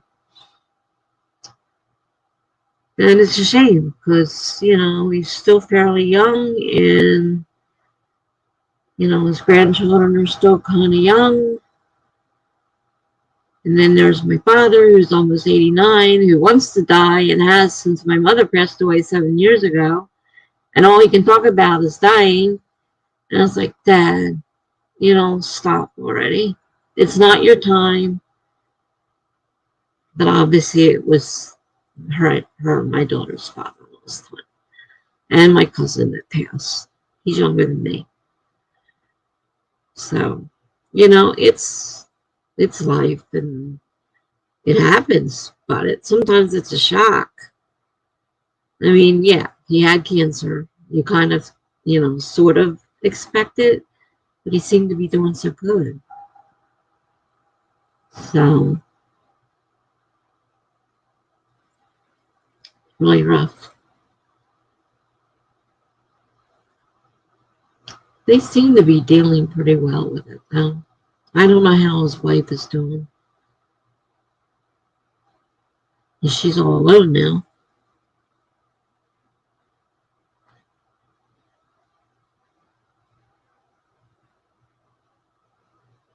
But I wanted to smack my dad because he's going on, and he's 80, almost 89 years old, and this guy's in his 60s and dies from cancer and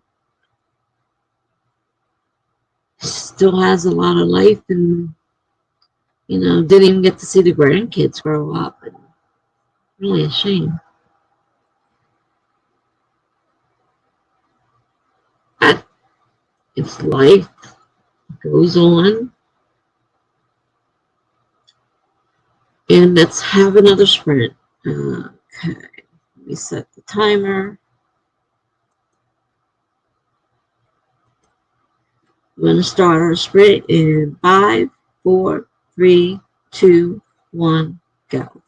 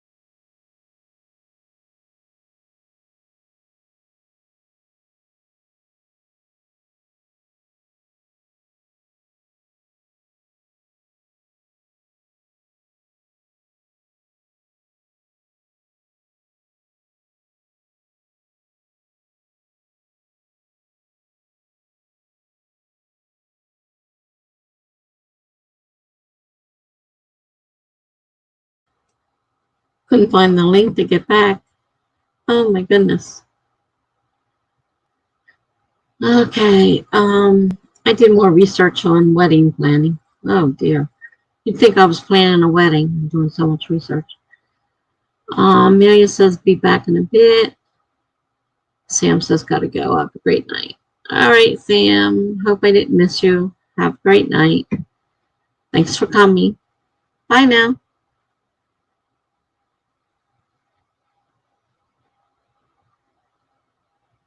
Okay, I'm not exactly sure who's left. Anybody? Anybody got anything done and wants to share it? Or wants to share whether you're still here so I know who's here?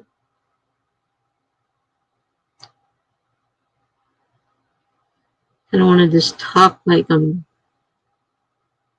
talking to somebody if there's not anybody here. I'm not sure who's still here. Okay, we got Greg. Greg did some reading of third chapter and some editing. Okay, that's good. I did finish my last piece, but the next one comes, and I'm looking at the 3 words, and I'm like, this one's going to be a little bit more awkward. So I don't know if I'm going to end up doing this one or not. Because it really depends on whether I can make a story out of the words, the 3 words she's given me to use. So far I've been able to, so far I've been able to do every one, but this one's getting a little bit out there. I'm not sure. Plus I did a lot of research. So I'm trying to think about different things for the wedding.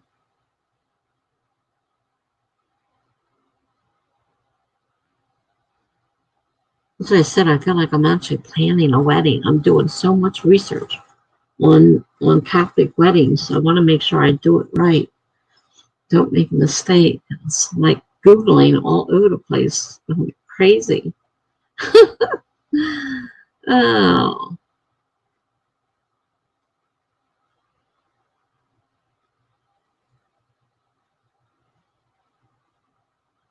Today's Sunday, isn't it? Tomorrow's Monday. Crazy.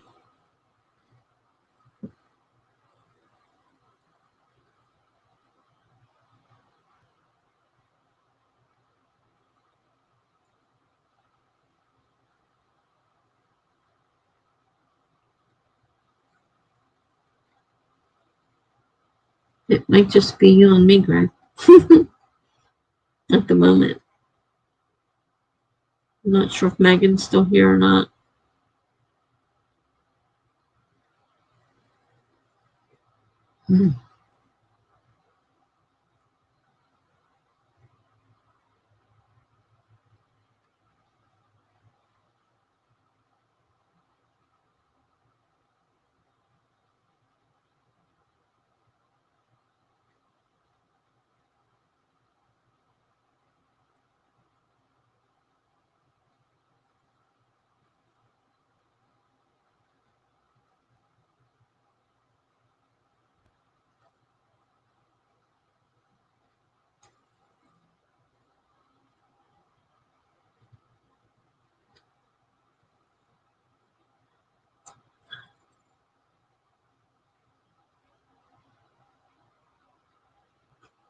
I didn't know you were here until you answered me.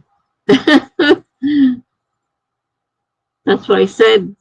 You know, somebody is here, let me know you're here and let me know what you're doing. And you answered me. It's the only reason I know you're here. Otherwise I have no way of knowing how you're here. I don't know who's here. It tells me there's 2 people here. But that could be 2 people are viewing it. It doesn't necessarily mean there's 2 people here. Actually, you know, sprinting. There's no way of knowing. I have no way of knowing. It doesn't tell me who's here. So 2 people are here. Now you answered me, so you're here. The other person hasn't answered, or they're just watching it. A lot of people will click it on in the background and not do anything. They don't participate. They're either just listening or they're, doing the... No, I don't get a list. I just get a number that tells me... It's now telling me there's 3 people. There's Megan. She's here just watching TV. All right. And now I'll just jump to 3. So somebody else is on. But no, it doesn't tell me who is actually really here. I have no way of knowing. I guess it's some sort of privacy thing, not letting us know exactly who's here. Because if somebody wants to just watch it and be, private and just watch it, and a lot of people just put them on for the heck of it. They give you watch time. So no, it's not a bit like subscribers where YouTube tells you some of them, but not others, depending on their settings. No, they never tell you. They never tell you. Here's Allie. You snuck back in, didn't you? Because it was just Megan and Greg, and then the number went to 3. And now you're hiding behind Greg. Yeah. You just popped in. But no, I don't know unless you guys say something.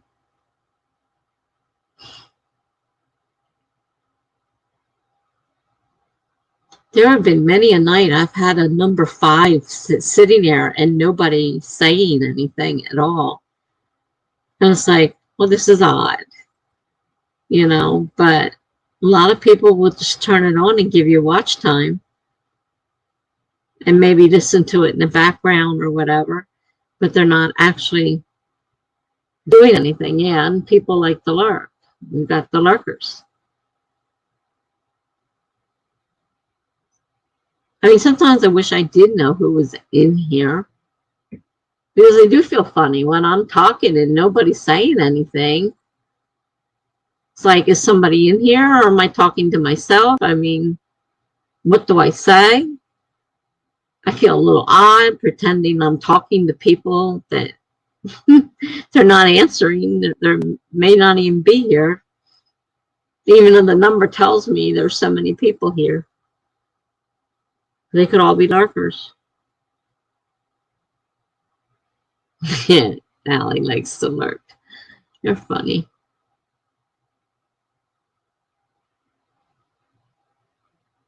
Craig says to Allie, I almost jumped up like when watching a horror movie. That's funny.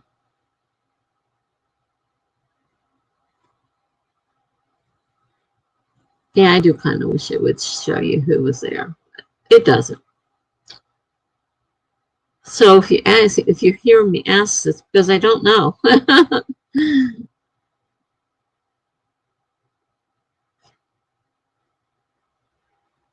And I usually don't worry too much as long as one person's, interacting with me. I can, act normal. But if I don't know, if nobody's answering, and they got numbers over here saying there's people here, but nobody's saying anything, it's like, how do I treat this, Do I pretend there's somebody here and just keep going as if talking? A lot of people watch them later on. They'll go looking for a sprint to watch just to have the sprinting without having to deal with the chatting part of it.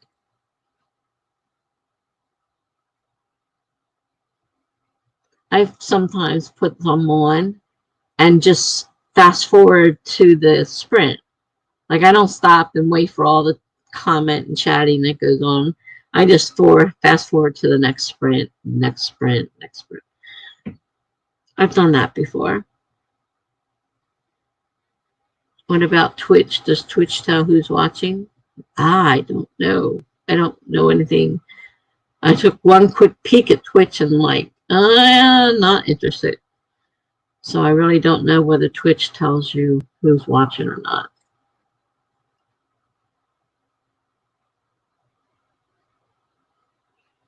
You're asking the wrong person.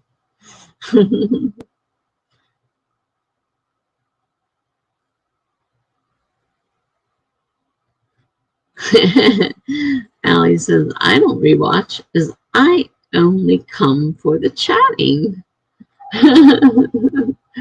Megan says, I don't believe so, to Greg, in regards to does Twitch tell who's watching. I probably not. It's probably got to be a privacy thing. It probably can't. Ow. Shoot. It probably can't.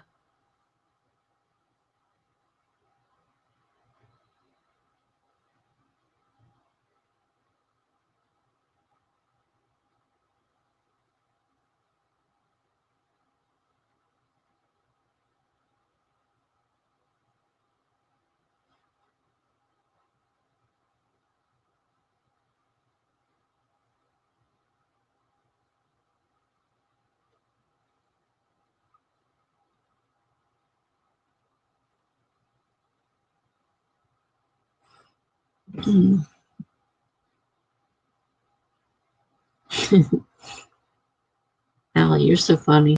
You only come for the chat. Sometimes I've seen some of these larger ones, and the chat's moving so fast you can't even read the stuff that's going on. It's like, huh?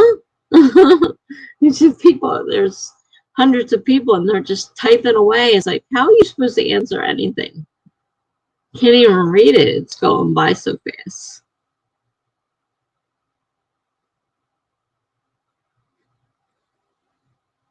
What you doing? Allie says. To who are you asking? What you doing? Mm-hmm.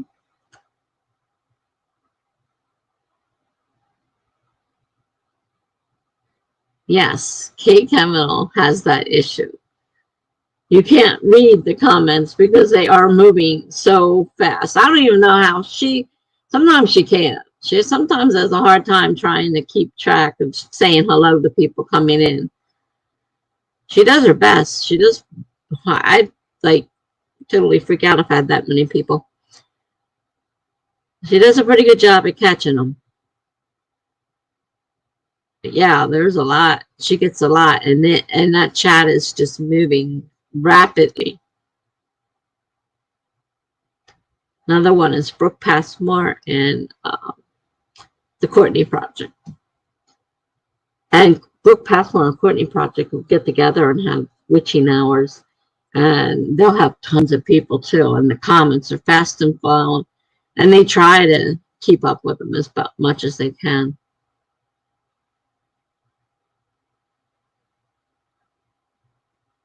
Allie says she's replied to me multiple times.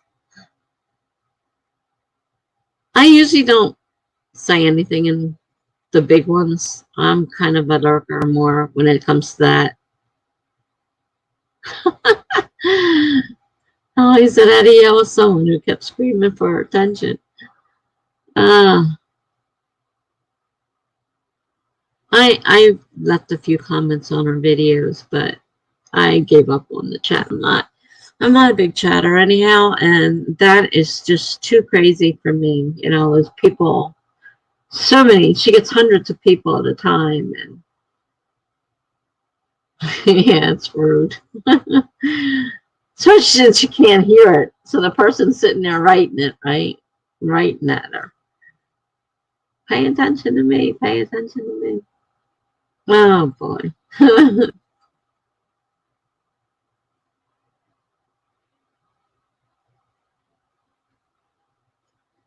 Money there for her vids, not chat. Yeah, Kate was the first person I met when I was looking into YouTube, Authortubers. Kate was the first one I came across, and so I follow her most of the time. I see most of her videos. I didn't miss any at first, but it's come harder now that I don't always get the notification. And millions of notifications on the thing. I can't keep up with that. I liked it when I got an email with each person's, and then I would just set aside the one I wanted to go back to, and then I could go back to it. They took that away, and trying to catch it with YouTube notifications, that thing just goes nuts. Actually, I think I just turned off the notifications because it's not doing it anymore. So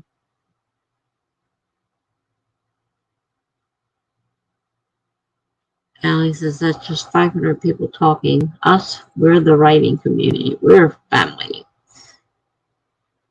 Yeah. Where do I get her energy? I don't know. Yeah, she should bottle and sell it. She makes a lot of videos, a lot of editing she puts into those videos, besides all the writing she does. And that Kate Kavanaugh is just one of her many pen names. She writes under several.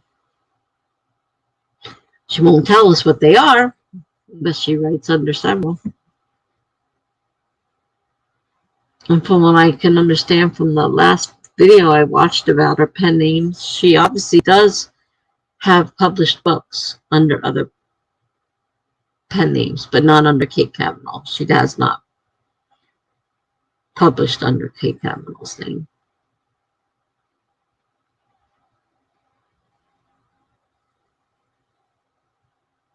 I have no trouble with one. But they say you should have a different pen name for every genre you write under. I don't know what her other genres are. Because I don't know what her other pen names are either. She doesn't tell everybody that. It's a secret.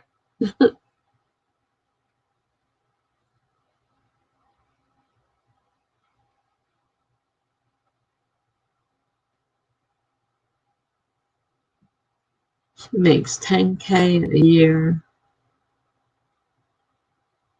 $10K a year. That's not enough to survive on by yourself.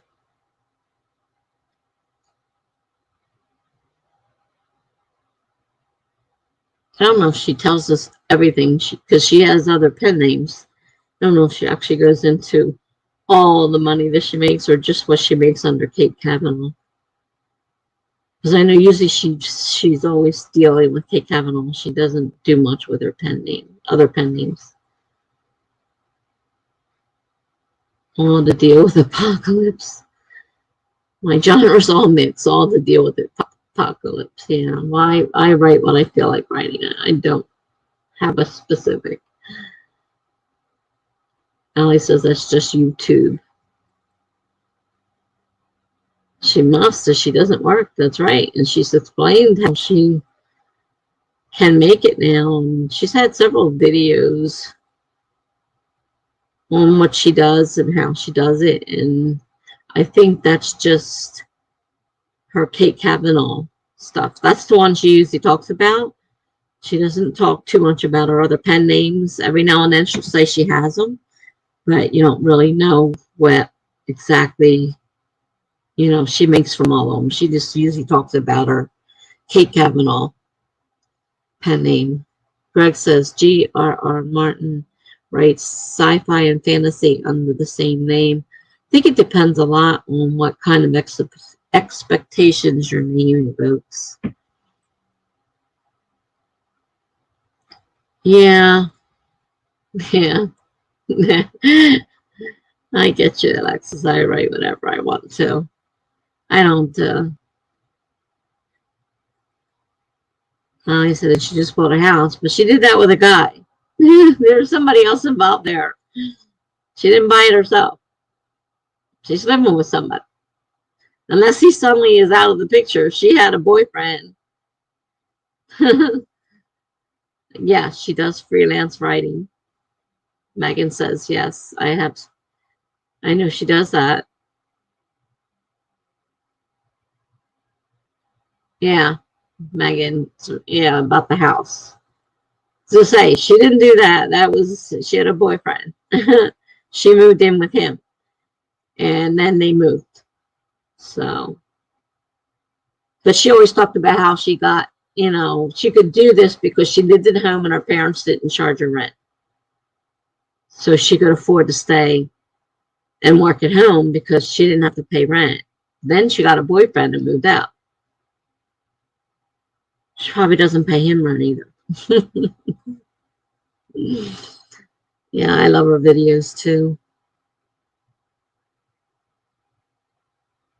There's something real about her. I mean, she always makes faces, and you know, she gets that little look on her face when, you know, she does something that's a little silly or whatever. She just has that, you know, real feeling, not some made up person that's trying to. She seems, you know, down to earth. Then every now and then she'll have something that's a little bit more serious, but most of the time she's pretty easygoing.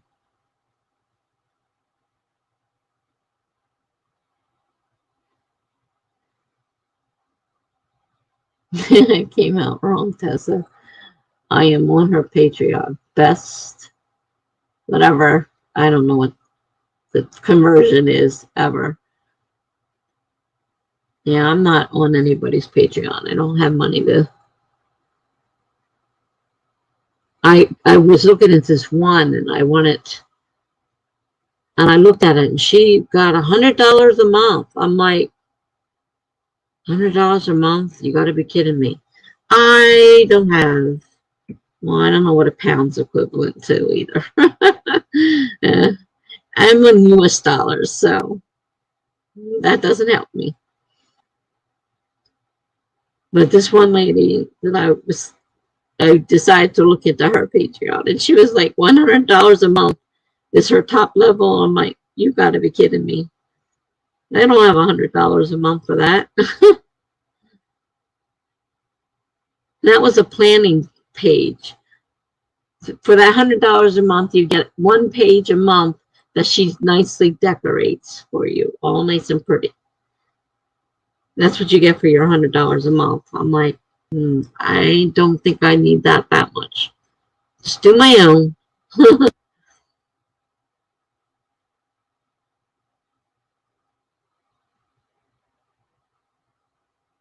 I don't have like ads and stuff. You know, you could add. There's a lot of ways of monetizing.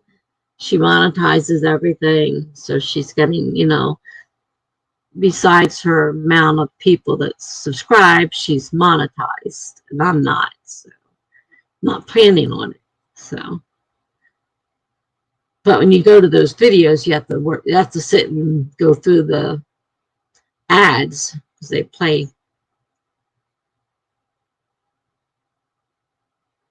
It's only £1 a month, and I get on her Discord and use her sprinting bots. Yeah, I'm not happy with Discord.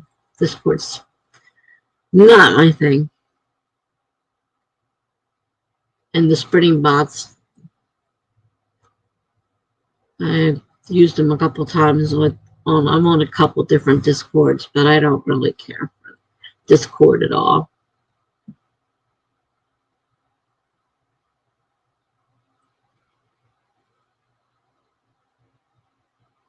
I barely use it. Well, as far as that lady with $100 a month for, I don't know whether there's a set amount or you can set your monthly amounts. I know there's levels and you offer people different things for different levels. But $100 a month is a lot of money. And what you get, I don't know what else you get besides that, is one page decorate, you know, a weekly page layout in your planner. Decorate it. I mean, granted, she makes nice pages, but is it worth $100? I don't think so. and she limited it. She only takes 10 people because it takes so much time to do those layouts. So only she's got a waiting list of people trying to get onto this $100 a month level so they could get this free page done each month, not week, each month, once a month. Yeah, people pay it. Obviously, she's got people waiting to get on it. So I've never joined anybody's Patreon, and if I joined everybody I liked, I would be broke. Greg says, I am watching her Patreon. The highest tier I see is $10, and I don't see anything about decorating pages. Also, all the tiers get the benefits. Oh, no, this is somebody else. I wasn't talking about Kate. I haven't been on Kate's Patreon. I was talking about someone who does decorating planner pages. That's her whole living. And her whole YouTube is dedicated to decorating planner pages. And she charges $100 for her highest level. And that's to get one page a month decorated by her. What the other levels get, I don't know.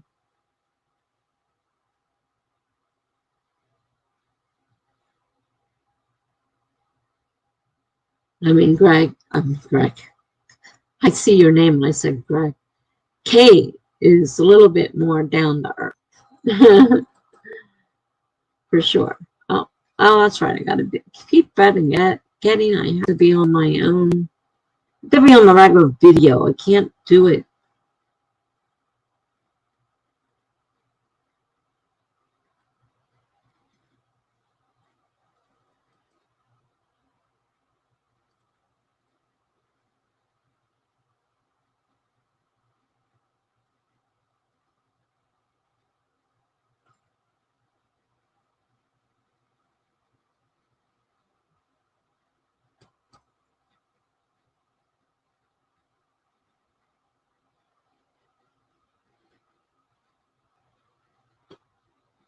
All right, let's try this again.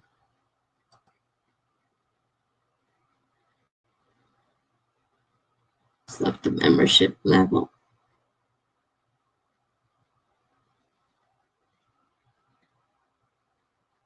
Well, that's nice. That's unusual because most of the times the levels have different amounts.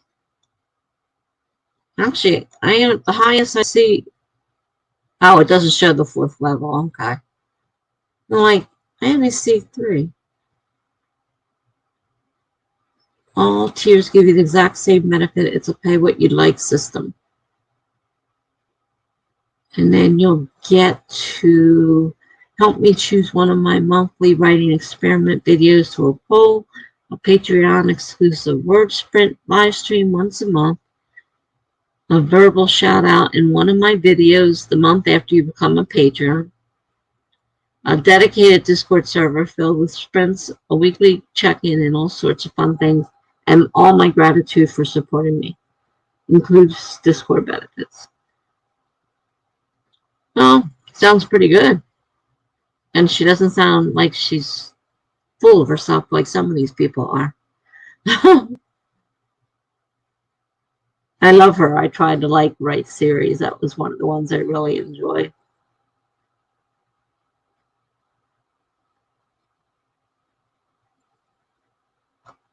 That's cool.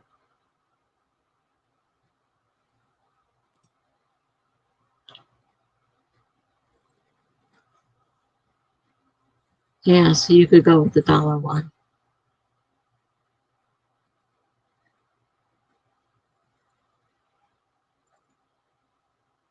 Yeah, I saw the button after I said that. I said, there's only 3 here. And then I saw the button.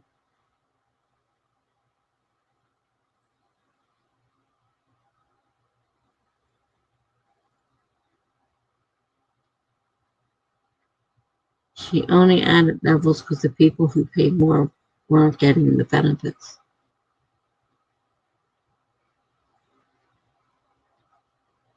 Wait a minute. What did I miss?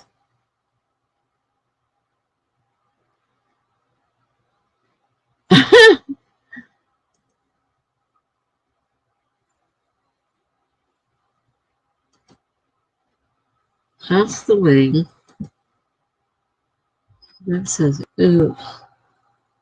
Okay. So well, I was not talking, all right. I was not talking about Kate.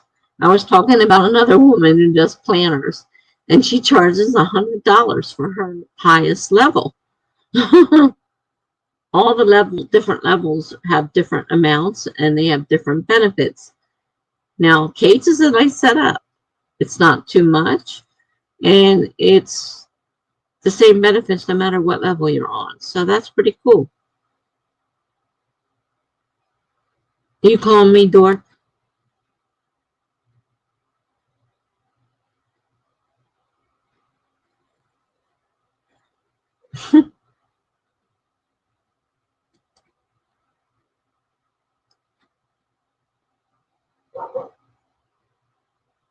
Hi, Maggie. Peggy says, I do wonder how much of that dollar she gets after all the fees and stuff. One fee to get the dollar, some commission for Patreon off the top, and then fees to get the dollar to her. Yeah, you're probably right. I hadn't really thought about that. Yes, Stuart.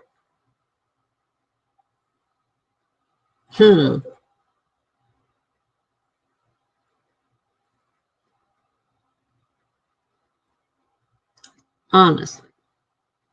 The mouth.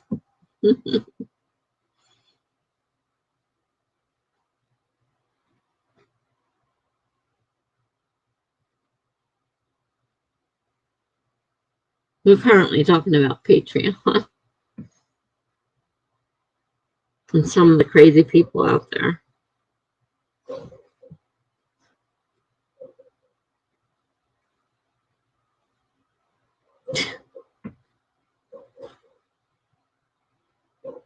I don't even use emojis that much. I struggle with the stupid things. I can't even see them, so I have no clue what they are. I know that I can see that they have different, slightly different faces, but they're so tiny that I can hardly tell. A couple of them are different, kind of back and forth there.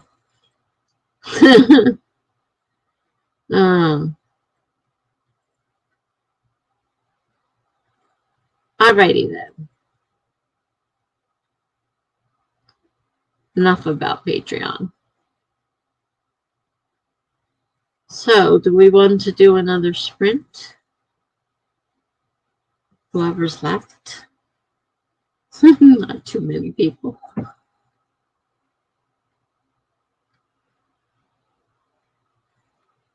It just jumped. I don't know why they bother putting numbers on there. They jump all over the place. I just jumped 2 to 4. Like, whoa. Weird. It is 19 right now. So much for only getting down. Oh, minus 19. So much for only getting down to minus 15 tonight. Oh, dear.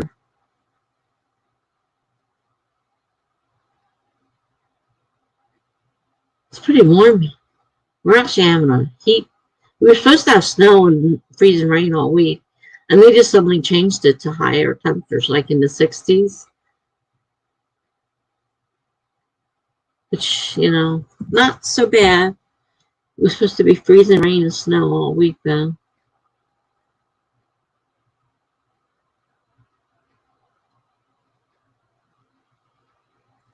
Monday, rain, 60%. Temperatures in the 60s. 70 next Monday. Next Monday and Tuesday, it's all the way up to 70. Wow. It's going to be 60-something all week. Which means it's going to be hotter than heck up here. And I'll have to start running my air conditioner in February.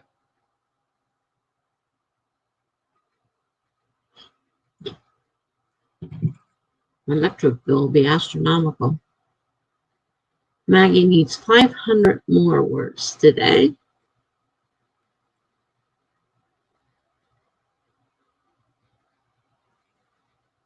That's not too many.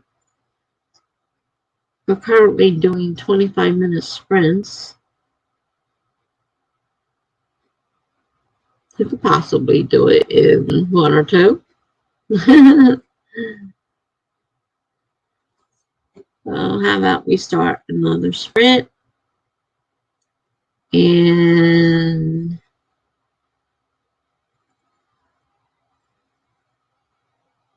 to reach 5K today. Good job. 5K words in 1 day. Great job. All right, I'm going to reset the timer 25 minutes. I'm going to start it in 5, 4, 3, 2, 1, go.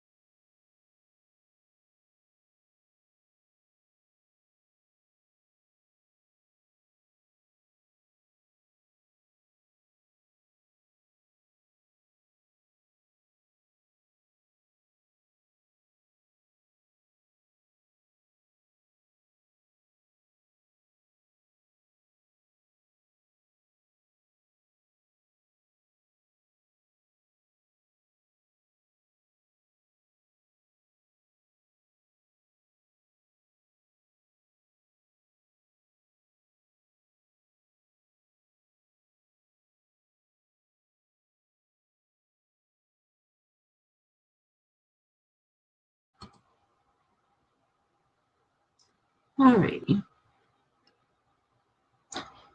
Now, I got the setup for today's prompt post to do. I haven't started yet because these words are much harder and I'm not sure what to do about them. I have to think about them. I'm not required to use all three, but I have been using all three. I may end up not using all three for this one because I have to think about it. I'm just not sure. So I filled my pill holder. That took a little bit of time because it's time today to start my new pills and they're not in there yet. So now that's filled. So I did that. And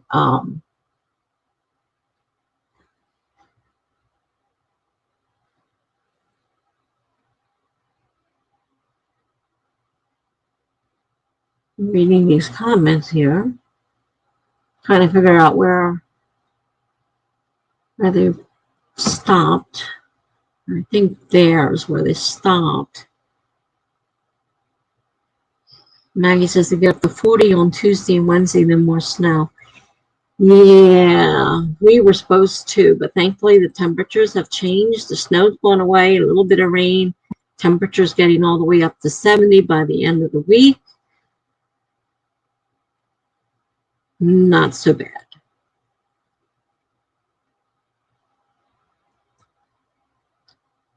Greg asked Maggie, are you talking Fahrenheit or Celsius? And where in the world does it get that cold? We complain when it gets below freezing here.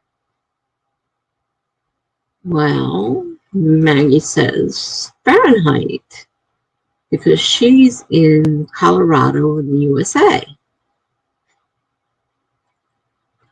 I'm also talking Fahrenheit, and we're in the 60s right now, and I'm in New Jersey. And we were supposed to have rain and snow and colder temperatures, but everything switched. So now it's going to be getting all 60s all week, 70s by the end of the week, and some rain, no snow in the forecast. So that was a complete and utter change. I'm in New Jersey, like I said. Greg said, got more editing done, no new words. Sometimes you don't when you're editing. Sometimes you lose words, unfortunately. I have a feeling when I stop procrastinating and start working on my story again, I'm going to be taking a lot of stuff out that I originally had in there because some of the comments I'm getting, some of the stuff isn't right. So I'll be taking things out. Oh, sorry about that. And Maggie said she got 359 words. So she still has a little less than 200. One more sprint, could probably do it.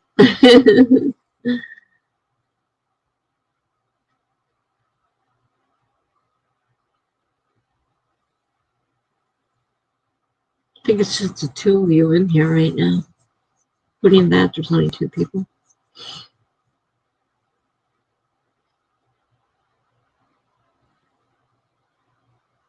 Yeah, editing's a two-edged sword. Sometimes you end up adding words and sometimes you end up losing words.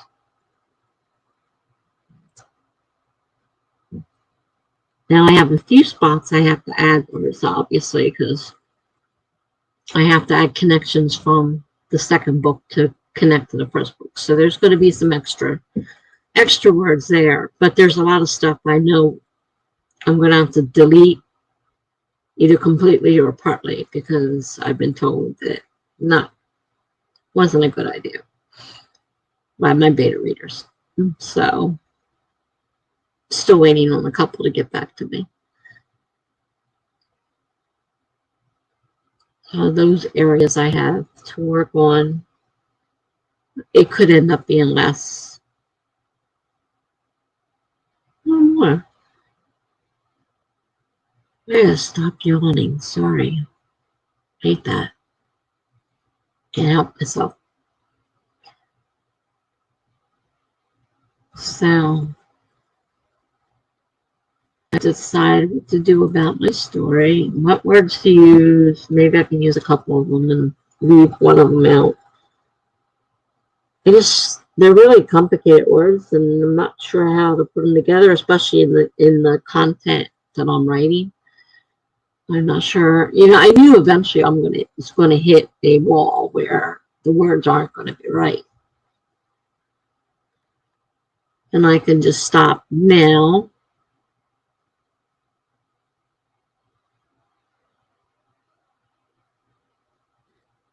Or just skip a word that I don't like.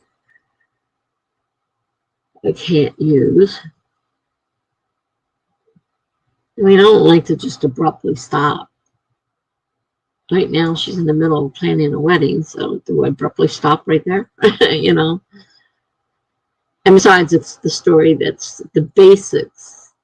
It's the basic story for book number 2. It's the underlying. Still have to do the outlining of the whole thing and add in things and all, but it's the basics. Basis. What's the word I want? Baseline. It'll be the outline, and then I'll work from there, adding things, breaking things down, changing things, taking some things out, because some things I put in there because I needed to use the words, but they may not really go with the story. So, that's going to take some time too. Like, I'm going to be in edit mode from the very beginning, setting it up, because I have to decide what I really want to use out of that story. Do I want to use it for all of it for the book? Is it suitable? Is it necessary? I am currently planning a wedding like crazy, but do I really want to do all that in the book? I don't know, because it's just trying to fill in and I was going to make it a young adult romance, so all that kind of fit for that, more so than what I intend to do with it now. So it's really hard to say what I want to do. I can't make up my mind. And I'm procrastinating. I know I'm procrastinating. I know it. I know it. I need to stop doing it, but I don't know. Procrastination's been the name of my game all my life. I always did everything at the last minute. Every research paper was written the night before it was due. Every one of them. I was up all night writing. That's the only way I work. I work under pressure and at the last minute. That's the way I operate. But there is no deadline for this. Procrastination is running rampant. What's the word? Right now, I don't have a deadline. I don't have to have this finished by a set date. So it's not like I say, oh, tomorrow it's due, boom, boom, boom, boom, and try to get it done. Don't work that way now.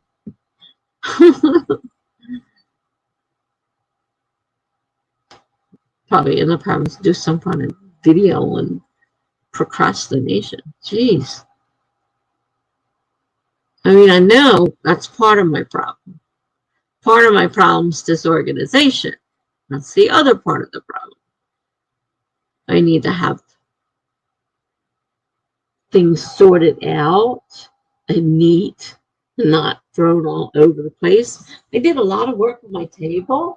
I mean, you can't really probably tell from that picture, as you see more of the bookshelf, which is kind of a little bit messy, and then the table part that you're seeing that's more in the view is the back end, which is the messiest. And now I have a whole box of all these little sensors for my glucose monitor that need a home. I have no idea where I'm going to store them. I don't know where to store them. Oh, I need a home for them. So It's really hard. I mean, I don't have a huge apartment. I live in a very tiny apartment. And considering it's public housing, it could be worse. Tiny kitchen, a tiny little bathroom that's in my bedroom. So it's on the other side of the kitchen. So the length of the kitchen and the bathroom together is the size of, my bedroom. And then half of the living room. Well, the living room is the largest room. And then that's split in half by one half is the kitchen and bathroom, or maybe 1/3. And 2/3 of it are my bedroom. But there's still not a lot of room. I do have 2 nice sized closets, but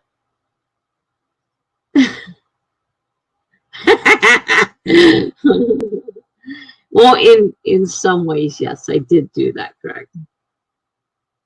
I must admit that I move things out of frame. That is part of it. But some of them do have a home now, and they really are straightened up. It's not all that way. But that is one of the ways I work things. Maggie says I always write early because I am too project driven and have a compulsive need to finish projects and assignments. And that's what I don't have. I don't have the compulsion. I don't have the drive.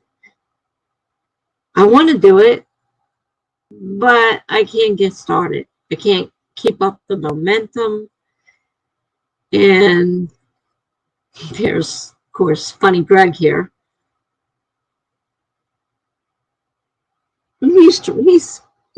He's only partly right now. Because honestly, this whole table was completely covered. And now half the table isn't covered. And part of the back table is cleaned up. I have a container now to put my planner supplies in. So most of that is not laying on the table anymore. I did get 2 months through. I didn't even open them. I got 2 packages from Amazon today, and I didn't even open them. Amazing. I don't remember what I ordered. How's that for? Sometimes. All I know is she woke me up and I was annoyed and I went to the door because she kept knocking on it. I don't know why. Everybody else just throws it outside the door. Okay. That's interesting. They pulled the sticky tape cover off and threw it inside the bag. Sometimes I wonder about people. Okay. So this is more washi tape. Like I needed more washi tape, like I need a hole in my head. But here's my tweezers for doing little things. Cool. Great. Wonderful. Need to find a home for them. And more washi tape. But this is skinny stuff, so I can use it on my... Like I didn't use it this week because I didn't have it. This is skinny stuff I can put on the lines and divide my little spots on my planner up. So there's that. It needs a home. It's in the other bag. Probably more things I don't need. Again, the slip, the sticky thing is inside the bag. How they managed to do that was beyond me. Did I order this? I guess I did. Well, there's plenty of colors. Because I was worried about those are all decorated. The pictures all over them. These are plain. They're small rolls. But every color imaginable. I don't know if you can see them or not. Let's see if I can. First, let me remove this a minute. Washi tape. Thin washi tape. Millions of colors. So now I have tons of This is the other package of washi tape. It's got printing on it, so it's not plain. And my package of little dots for putting next to things to check off when I do it. I get carried away. I cannot do something half-assed. I have to buy everything that's out there. Which, honest to God, I probably don't need. But some stupid part of me says, hey, you know, if you had all the stuff, maybe you would make it nice and pretty and you would use it. So, I mean, what makes this planner any more usable that it's all full of stickers and washi tape than a plain planner, which I can't seem to use? I think it makes no sense. So there's all that stuff. Oh well. One can, I could say one can hope that I would change, but I've been like this 64 years. I doubt I'm going to change.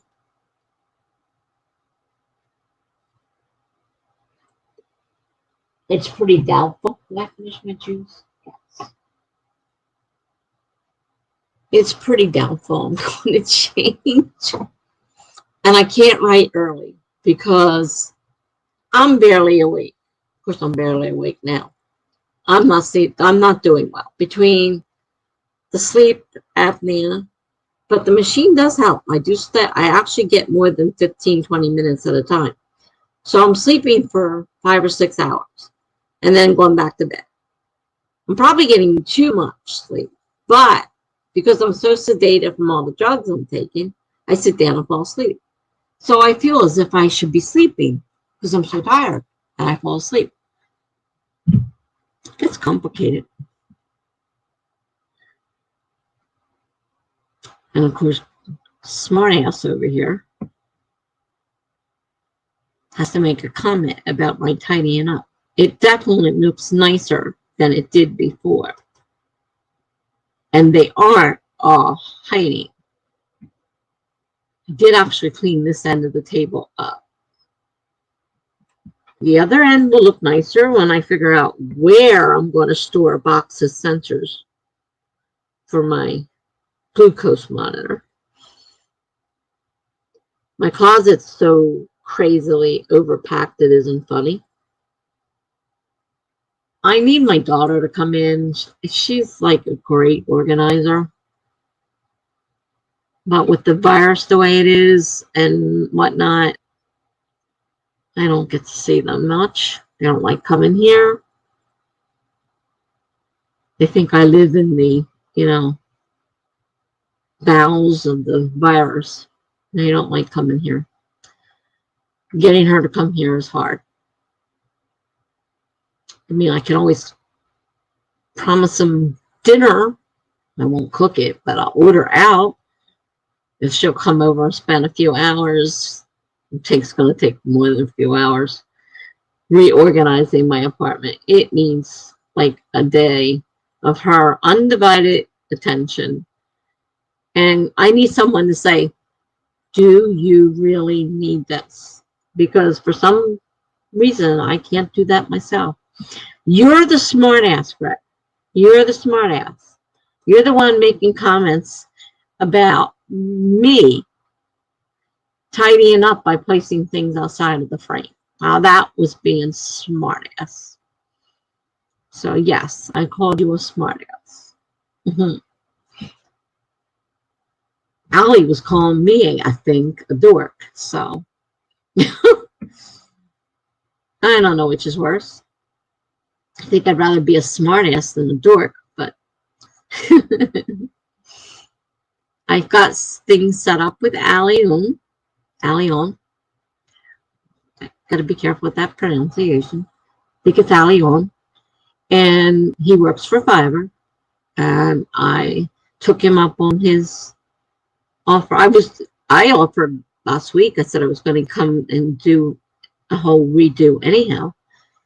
But he came on last night and offered to do the people that were here last night. They mentioned my name, that he would do some work, so what I want, graphic work. He would do it for free if you mentioned my name. So I just finished making arrangements earlier when he was here. We were Instagramming, setting up what he's going to do for me once he's done his exams the next week. So he did a lot of work for me before, and I like his work. He didn't do the logo, as I said, the logo that Greg found for me.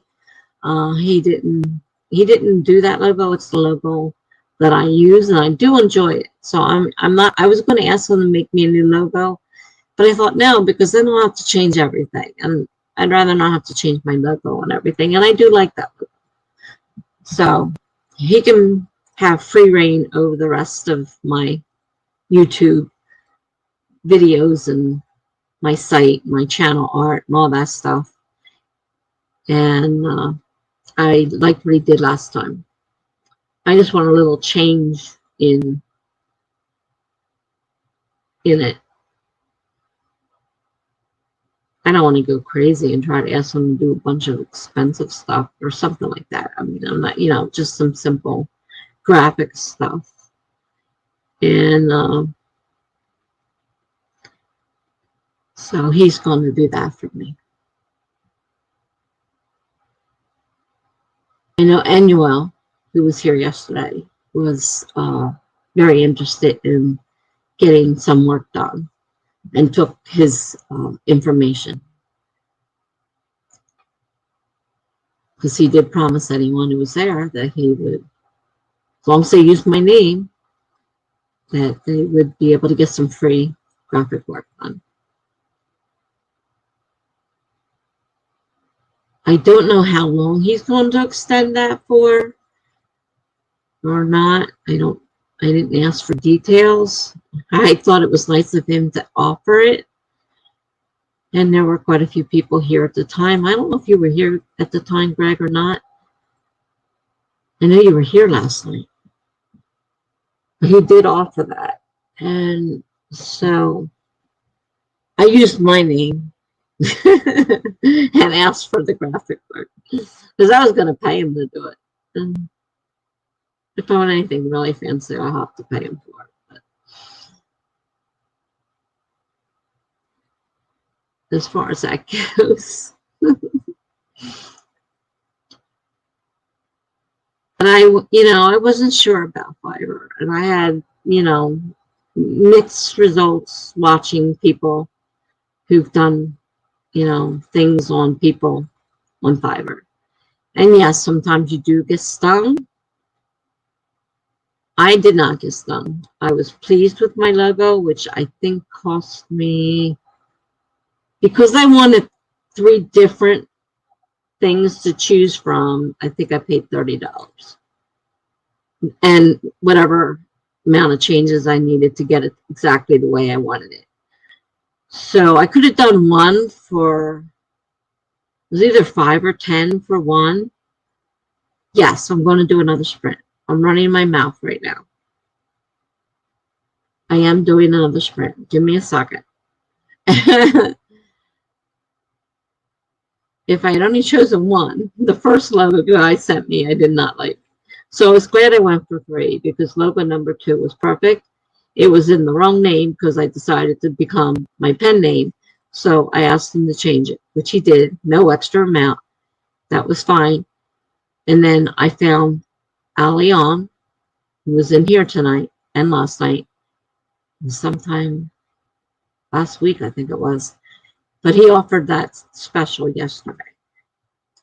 I liked his work. He did my channel art. He did my video intro and outros, and he did a thumbnail that I could customize the dates on if I want to use that. So I was and none of them were more than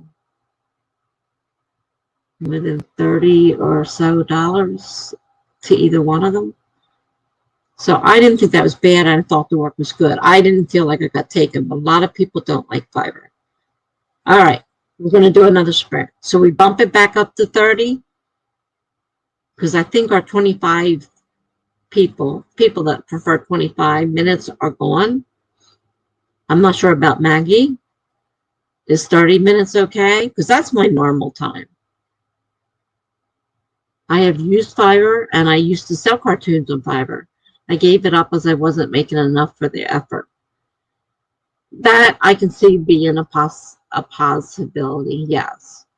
It takes time and effort, and some of them, like I said, I did not pay much.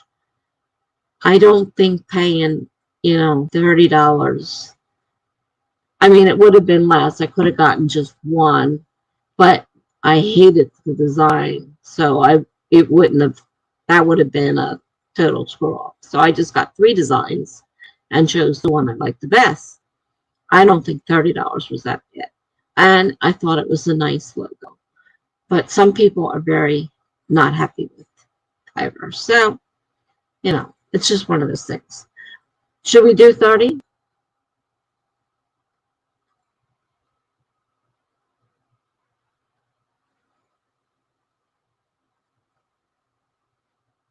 Fiverr takes 25%, and at the time you could only sell for just five. Okay, just $5. So you were there in the beginning, because I was shocked when I went back. I had originally gone there. I knew everything was $5, and I went back to the site, and I'm like, wait a minute, what are these prices?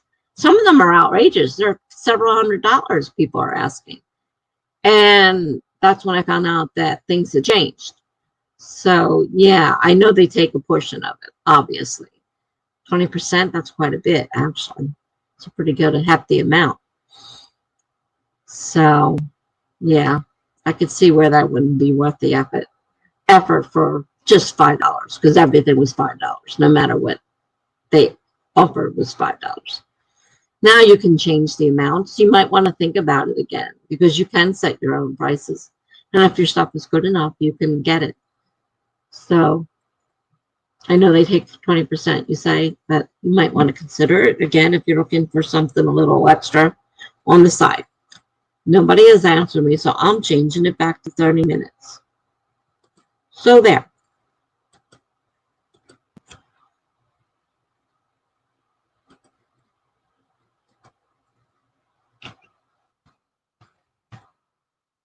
$30 minutes. We're going to start in 5, 4, 3, 2, 1, go.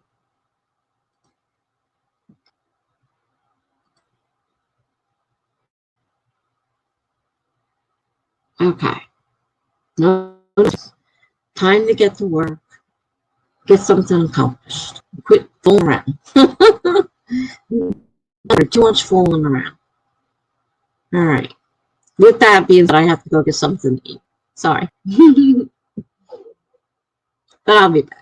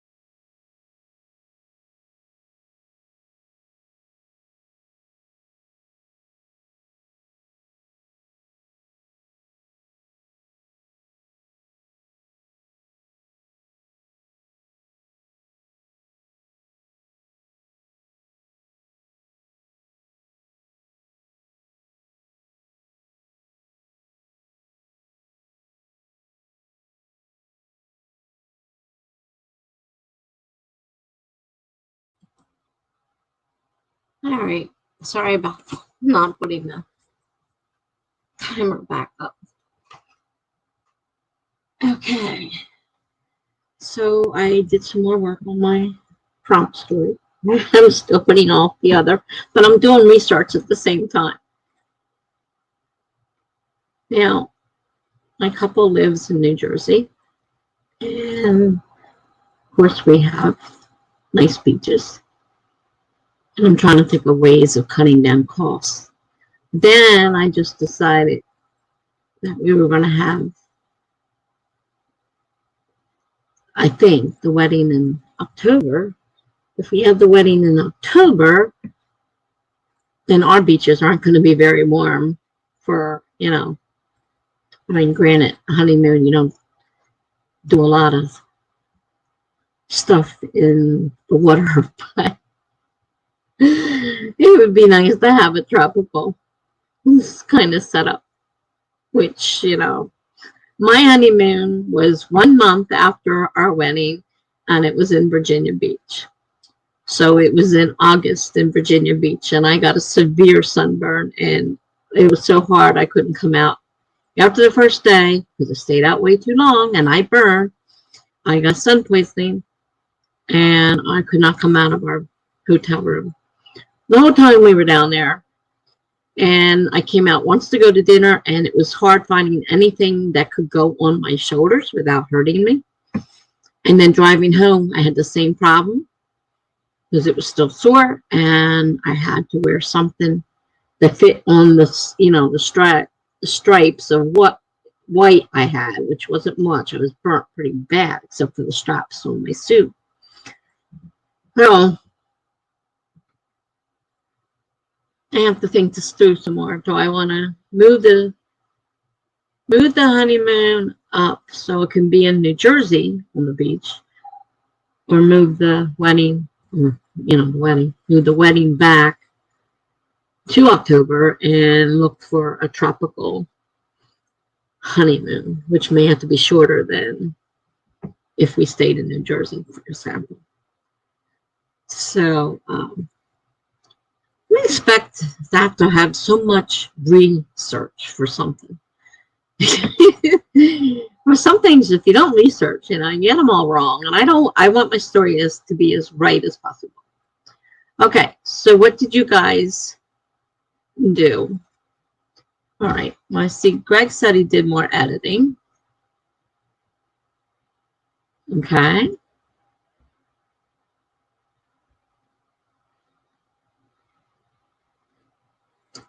And Maggie is grammar checking what she wrote today. So I'm working. I got all 3 words, believe it or not. I got all 3 words into this story. I didn't know how I was going to manage that. There are some pretty weird words. So I did actually manage to get all 3 in. I think I have one more piece. Well, I'm working on today's piece, and the next one will be available in a few hours. So I'm pretty much almost caught up there anyhow. Then Monday, of course, starts the week over again, and all the prompts start all over again. And there's a lot that I see, and I'm like, oh, I want to enter that. I'm like, you got enough prompts already. You can't even do your writing. You're doing so many prompts. So I got to stop adding prompts to my list. It was getting a little ridiculous. Because I got out of the blog habit when I was in the hospital sick for so much time this past year. And it was hard getting back into doing it again. So I'm trying to keep it up to date as possible. Every now and then I'll write an article or something, but not as often, not very often. I do more videos than writing articles. It's like my blog. It's a mixture of people. They're not all writers. Now this one is probably more writers than anything, but I've got one blog that was my, anything blog, how I was feeling, how my bipolar was bothering me, the medications I was dealing with, the anxiety, it was like, the other illnesses I have to put up with, the disorders and stuff that I suffer with. All that was on that blog. So that one didn't have as many personal stories on it. Had some, but not as many. And one of these days, I'll probably go through again and start, weeding through. I don't know how much stuff these blogs hold, but sometimes I read back over something. I'm like, don't really like that. And I'll get rid of it. So I weed them out. And my first blog originally started 10 years ago. And I've deleted a lot of stuff out of it. So if you look at it now, I forget what the starting date on it is. You can't tell by looking at the dates, the date I actually started the blog, because I've deleted a lot of stuff or reposted. Because if I repost it, I don't just copy it into a new post and post that. I repost the old one. I change the date and repost the old one. So it brings all the people who've already, read it, mentioned, commented on it and everything. All that stuff comes forward with it. So it changes the date. So, I originally started that blog 10 years ago, but if you look at it now, I don't know what the first date is. And I can't even tell anything anymore. It's like really hard I have to relearn WordPress because they just changed everything on me again. And I don't know where things are. So that's where I am at. You guys want to sprint again? I don't know if Jen's showing up today or not. She disappeared last night. I never did talk to her. She just disappeared. Oh, there's Amelia. I said, you pop up as soon as I say something. You pop up. I just said, I wasn't talking about you personally. I just said, I wonder if Jen's going to show up tonight, because she disappeared last night on me without any word. So I don't know what happened, or if she planned on coming today or not.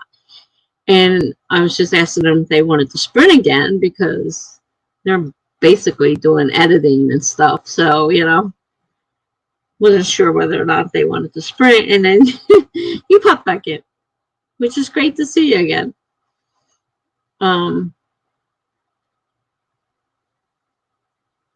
So, basically we just finished the sprint maybe 5 or 10 minutes ago. I don't know. I'm not keeping really close track of time.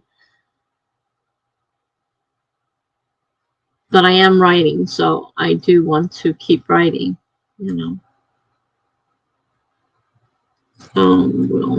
need to make a decision. Are you going to write? All right. Now, Greg is going to be gone soon. Okay. I can understand he's tired. It's getting late. He's in the UK. It's early morning there already. So I can understand that. So Greg won't be here much longer. So I get that. Maggie, I don't know. She had a limit of 500 words to hit. I don't know if she plans on going further with that, or just continue grammar checking, or if she's almost done for the day. Amelia says you can go to bed if you want to, Greg. I'm sorry. I got that wrong. You're in Ireland. I apologize. I know you were in Ireland. That came out. I wasn't thinking. Ireland. Yes, Ireland, not the UK. I know you're on the other side of the ocean. Okay. And Maggie's done writing for the day. I'm not done writing for the day. I will be writing.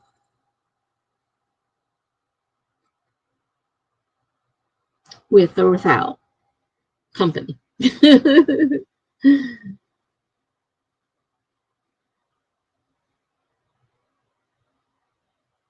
So, um, basically, I would say that that's pretty much up to you, Amelia, if you want to continue. I'm going to set a timer. I always set a timer a few times until make sure that nobody else is coming. It's still early. It's only 10:30. For me, it's not that late yet.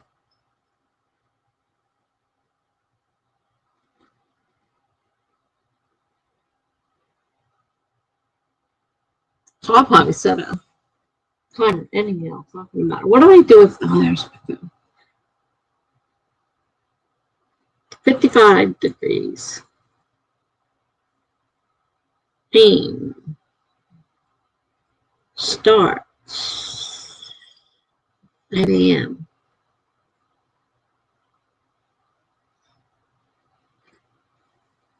Not heavy rain, though. We may not get that much rain tomorrow.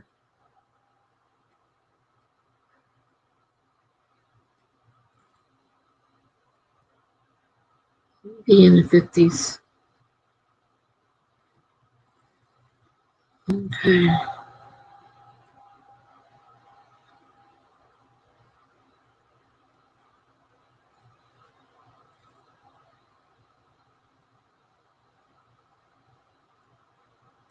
Set my alarm before I forget. All right. So, Amelia, do you want to sprint with me?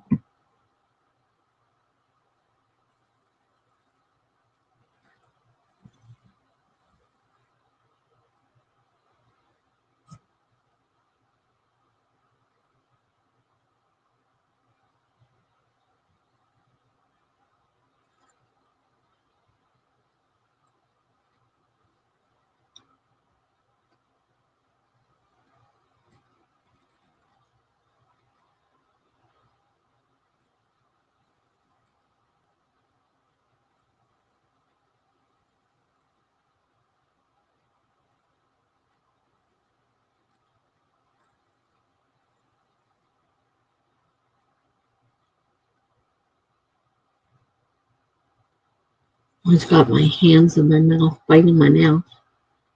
I don't have any nails.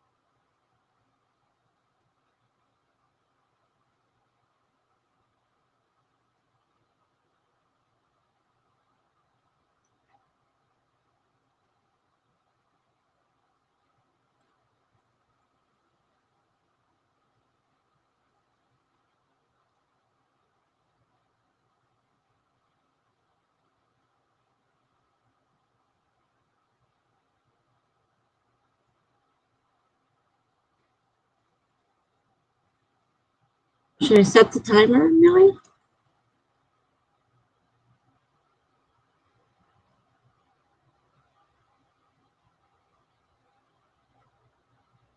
Or should I say, are you going to join me? Because I'm going to set the timer.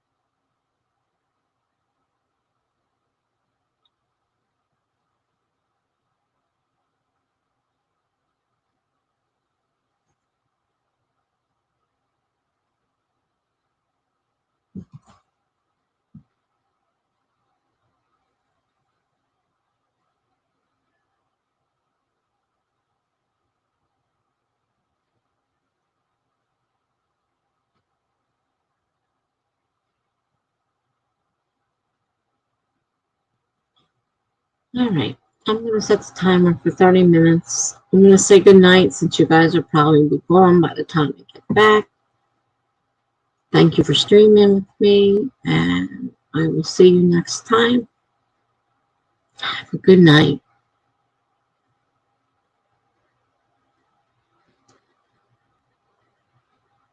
Total for today is 5,322 words. That's great. Good job. It's a lot of words. I hear people saying they're writing, 10K a day, and I'm like, oh my gosh. I mean, if you write 10K a day, you can write a book in a little over a week. A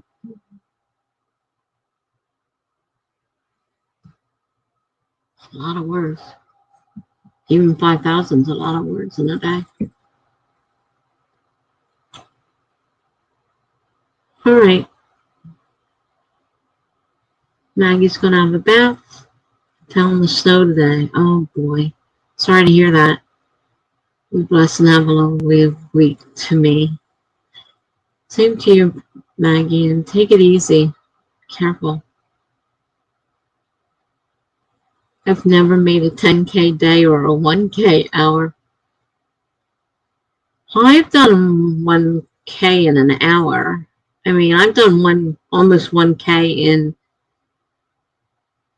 20, 30 minutes on occasion, but I have to be really writing. I have to know what I'm writing. I can't stop and, try to research and do all that. Otherwise, yeah, I have done it on occasion. So, see you. Take it easy. Enjoy your bath. Would love to have a bath right now. But I can't get in and out of the tub. So, no baths for me. See you soon. Night now. I'm going to go ahead and set a timer. Night to whoever is left and is going to be leaving if I don't get back before you do. I'll say goodnight now. Setting the timer for 30 minutes, starting with 5, 4, 3, 2, 1, go.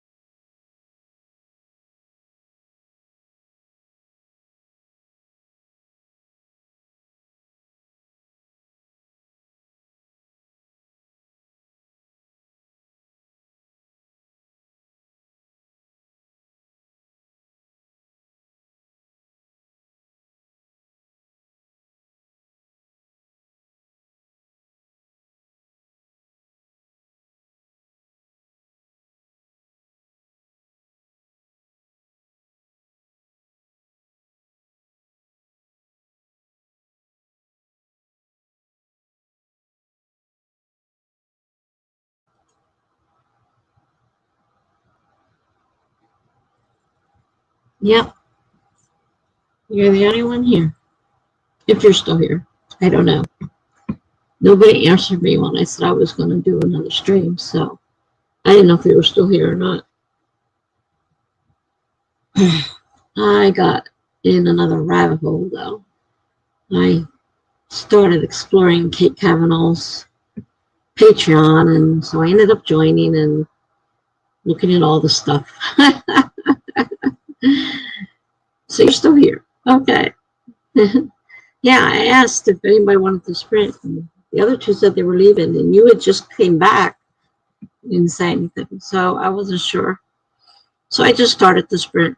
And then, like I said, I got sucked down the rabbit hole into Patreon for Kate Capital. So she's the first person I met when I joined Authortubers. So I signed up for $1 a month. She's given me a lot of help over the years. $1's not that big a deal. She usually the same thing no matter what level you're on. So I'm still thinking on my story because I'm trying to decide on a wedding date and what to do about the honeymoon. Really getting into this wedding planning thing is becoming quite intense. YouTube rabbit hole. If I ever get started on that again, oh my gosh. I still need to work on my lettering. My lettering's not that good. I ordered a book on it. I need to practice it. You can't just learn lettering in 5 minutes. It's something you kind of practice because it's more like drawing. That's what they say there. You're not writing like you would normally write. You're really drawing letters. So it's just like you have to practice. You can't just expect to know how to do it. So, that takes time too to work on. And then I got all these things that I'm researching, which is creating tons of paper. You'd think I was actually literally creating a wedding because I've got tons of notes, like you wouldn't believe, piling up on my desk with all the other junk that I have on my desk. It's amazing. Glad I'm not getting married right now. All the things you have to do. I wish I would, if I got married again, I'd like to be rich and have a wedding planner. And they do everything. I planned the wedding already. My first one, my only one. I didn't even do anything with my daughter's wedding. She planned her own. So, didn't know much about weddings. My wedding was a long time ago, and things have changed. And this is a Catholic church to boot, so there's a lot of rules that are different than regular churches.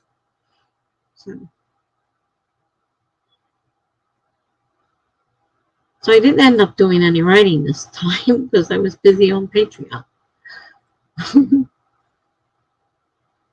And the Discord server. And I hate Discord, but she has a Discord server, so I was on there too. Exploring and, put my info out there, filled out the who you are thing and all that stuff. So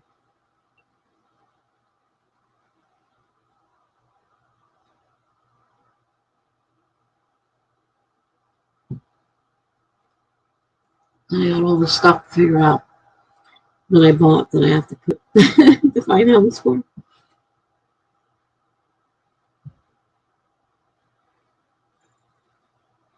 Hopefully your chase fight scene makes sense. I hope so. Oh, you love Discord. I hate it. So many people are using Discord now. I just don't get the excitement about it.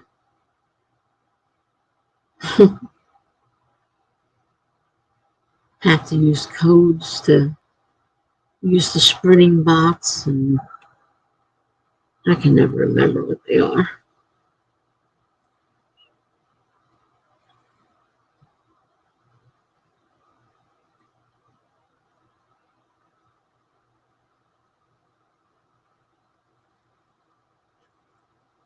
And one of these days, obviously, probably not today, but I need to start. I have to get all the characters in the first book so I can figure out where I'm going to connect story 2, and then story 3, and then story 4. And in my story Bible, once I get a lot of the stuff set up, I can keep it there because the same people are going to appear on each book because I'm trying to make that kind of mystery where everybody's, connected. So I won't have to keep adding there'll be new people occasionally, yeah. But I won't have to be changing the whole thing up each time because the information for the people can stay the same. It's probably harder to set up a Discord server, but I do like using it. I don't have no idea how you set one up. I can barely use one. Oh, you can remember the code to get the list of codes you need to do the sprints. I don't even remember what that is. Couldn't even begin to tell you. The last one I was in, the girls told me, you gotta do this, you gotta do this. I wasn't doing it right. And she's like, no, you gotta do this. Like, why does this have to be so difficult? I just find it difficult. And it's old-fashioned. It's like going back into DOS. You guys, younger guys especially, don't even know what DOS is. I lived through the DOS period. I was born before computers were created. So, I feel like we're going backwards by using these discords. And I don't like it. I really hate them. Usually it's pinned to the chat. Beats the heck out of me. Yeah, I haven't used one for years, so I've only started not too long ago. I briefly checked one out a couple of years ago and had struggled with that, and then COVID happened, and that was when it was part of Nano, and then COVID happened, and things kind of changed with Nano, and I didn't get involved, and then all of a sudden everybody I know is starting their own Discord server. I'm like, what's the point of this? So I don't get it. Don't understand it. Don't get it. I feel like we're going backwards because it's more like a DOS computer. You have to use codes to tell it to do things. That's what we used to do with DOS. You told it codes to make it do things. That's backwards as far as I'm concerned. So I don't get it. And now they set up a Discord for the Worldwide Write-a-thon. So I have to go through all the hassle of trying to stay up with this so I can join the Worldwide Discord. And I just put up a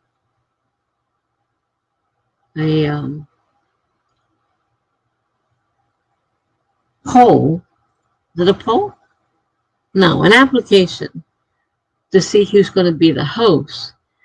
And of course, there's going to be more people wanting to be hosts. So then they have to do some kind of something to figure out how they're going to choose the people that are going to actually be hosts. Then after that, you had to, then after that, they'll do the co-hosts. And there's too many people. It's not going to be enough room for everybody. It is nice for gaming, though. Got to call my cousin so we can play some noobs on Fortnite. Yeah, pieces of paper you put in to code a machine, right? Yeah, long ago. I'm 64, so computers weren't around when I was a kid. First computer started coming out when my second child was 4. We got one of the first personal computers. Had no hard drive. There was nothing in the machine. I don't know how we survived, considering what we have nowadays. Of course, we didn't have anything when I was in school.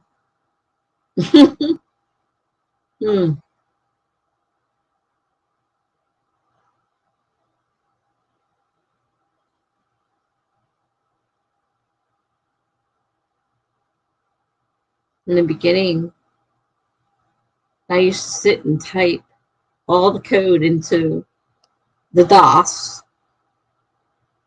typed it all out for my daughters to have games to play, and they were very, I mean, there was not what you got when you talk about games today. These are very basic, very, very basic games. And I had to type all the code in, and if you typed one thing wrong, it didn't work.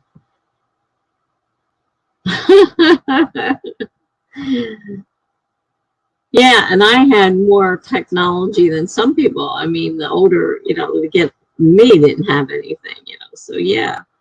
Pong, yeah, Pong. We had Pong. I mean, that was technology. Boing, boing, boing, boing.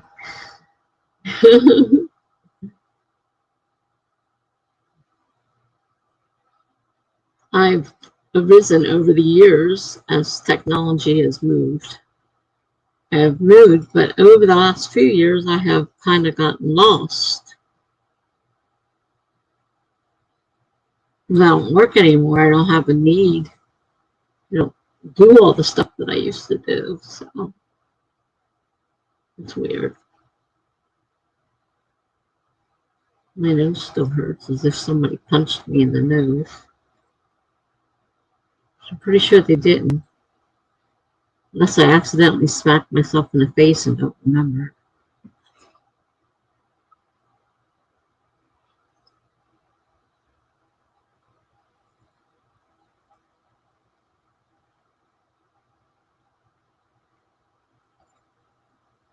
Well, I guess I need to set up another sprint because I need to get writing again. I got to do something. Got to make tonight at least a little worthwhile. Oh man, until we get holograms. Yeah, I know they have that VR stuff.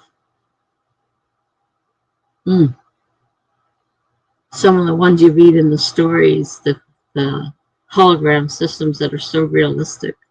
It's amazing. If they ever actually get to that point.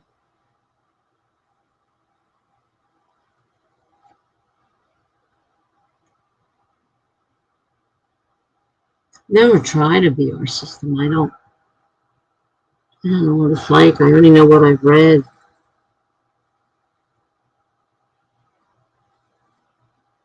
Same with holograms. I've only seen what's been on TV and in movies and stuff.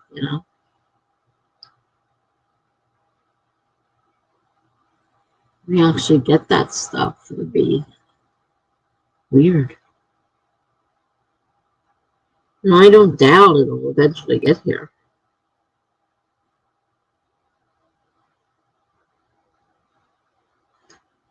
Scientists are figuring out solid light, so it may not be that far away.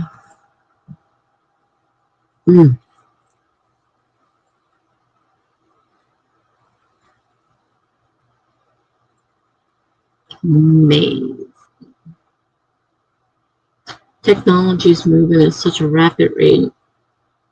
That's why being out of the job force for over 10 years, and actually 15 years I've been out of the computer because my last few jobs didn't involve what I did before that. I was in IT, computer IT, and database setup and all that stuff. And my last few jobs weren't. So it's been about 15 years. And then 2001 is when I took the class in web design and computer programming.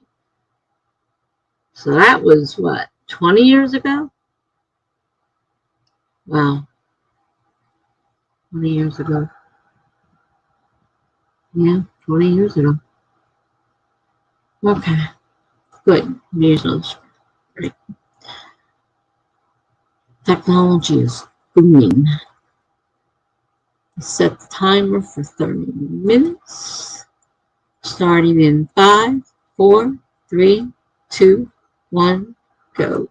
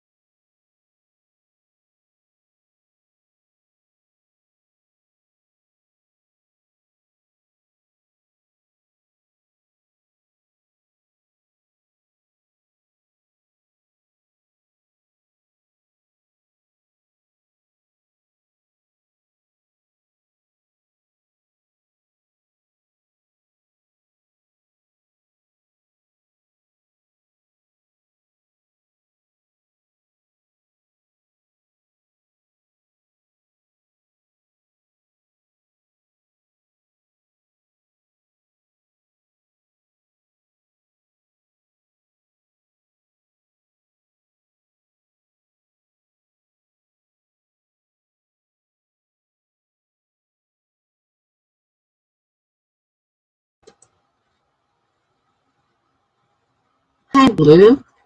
How are you?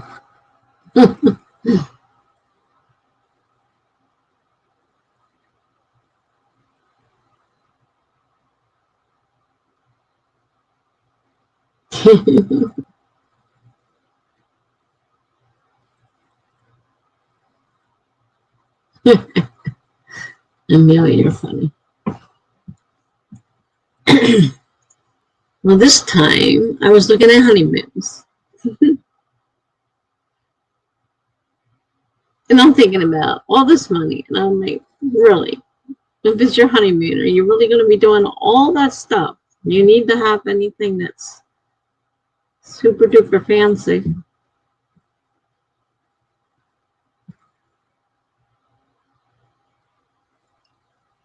Our honeymoon wasn't even by ourselves. We went with a group of people. It was a group thing, and it was a lot cheaper that way, too. Was we rented a bunch of rooms together, so they gave us a break on it. It says, I read another chapter in Frankenstein for my English class. Whoop. Oh, wow. Frankenstein. Blue says, my goal before sleep tonight is 3 more hours on my third pass, and I need to do a podcast episode. Yeah, I'm doing a lot of research because I'm planning a wedding for my character, and it's like I want it to be as realistic as possible. And I haven't been married. I got married a long time ago, and it's like, oh wow, I forgot. I need this and this and this. I want it to be as realistic as possible. So I've been doing research on weddings. I could have planned a whole wedding by now. Oh my gosh, but the cost. Oh, yeah. Everything's so expensive. Blue says she's also reading a bio on the band Queen. Would be nice to read a bit. Well, certainly got time.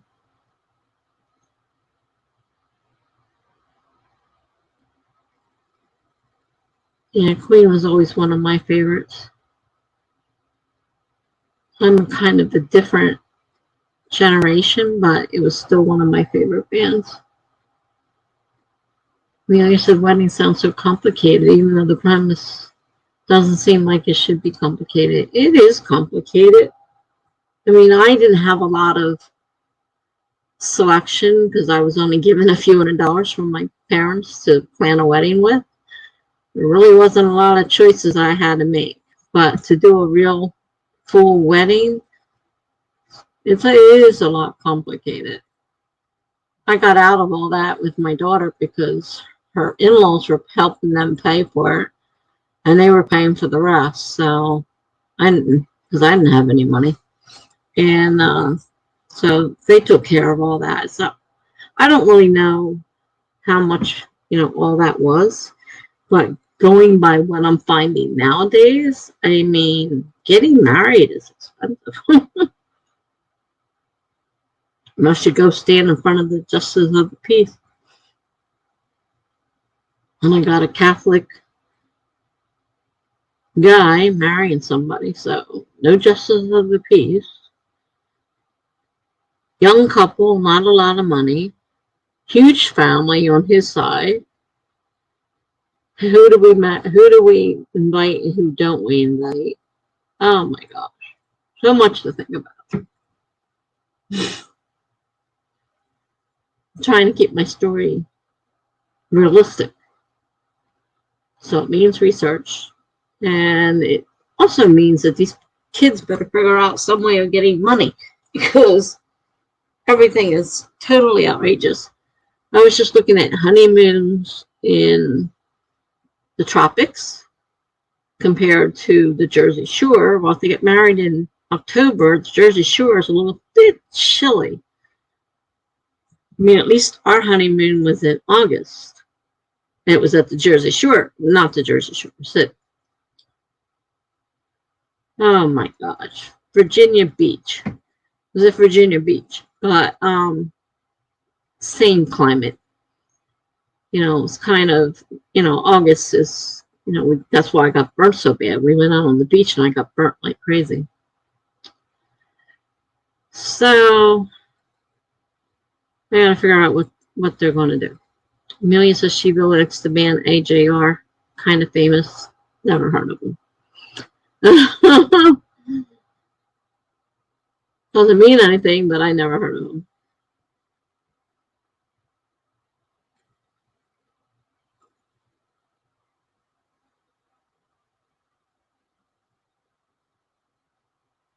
One of my favorite bands is the Ramones. I'm into rock and roll and metal and all that stuff.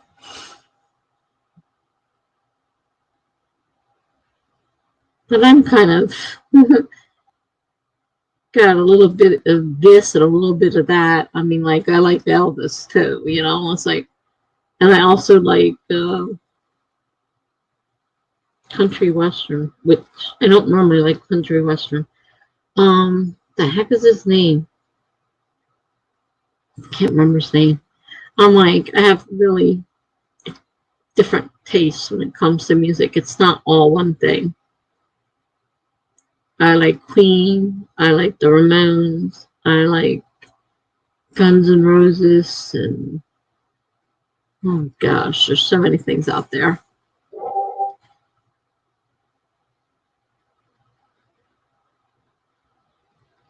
Ironically, their song I'm Not Famous has millions of views on YouTube.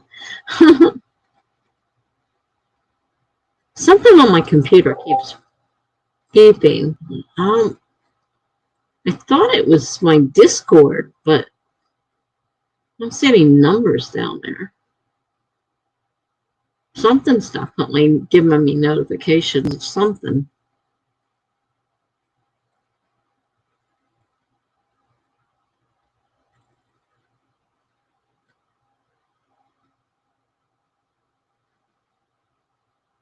Well, I'm gabbing here. I need to get back to writing. I'm going to set another timer. 30 minutes. Starting in 5, 4, 3, 2, 1, sprint.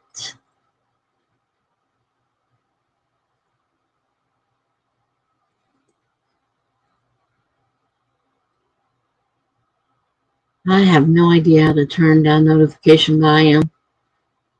I'm on a desktop PC and I can't even figure that out, let alone if I was on the phone. Which that has finally stopped notifying me on YouTube, so I think I finally got that turned off. I was getting nonstop notifications. Yeah, 10 more pages in Frankenstein before I can take the next test. Yeah, I haven't read Frankenstein in years. Many, many years. A long time ago when I was in school.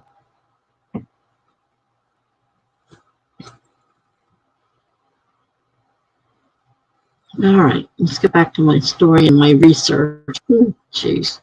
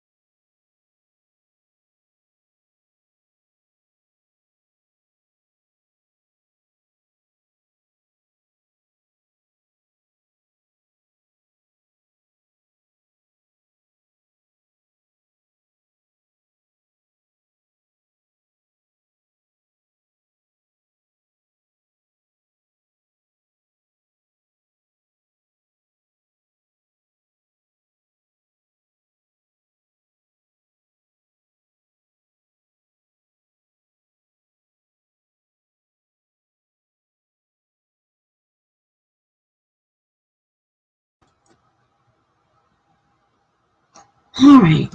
Now, I was doing more research and did a little bit more writing.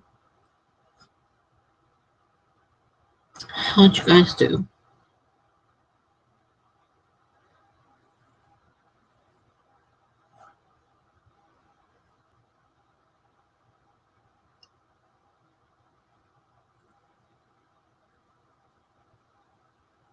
I planning on doing more writing today, but I haven't gotten much done, really.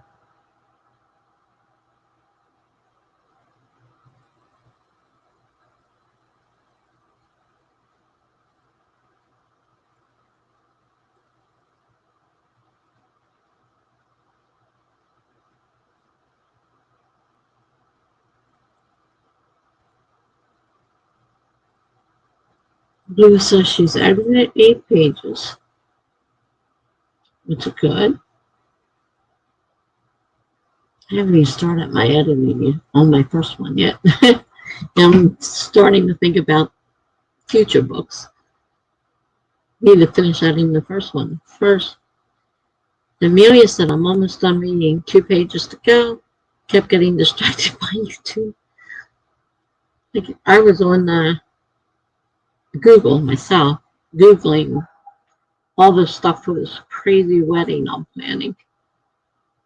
You'd think I was really planning one, as much trouble as I'm putting into this whole thing. I'm driving myself crazy. I don't even know if I'm going to even put all that in. Right now I'm doing it because it's part of the story that I'm writing for, the blog.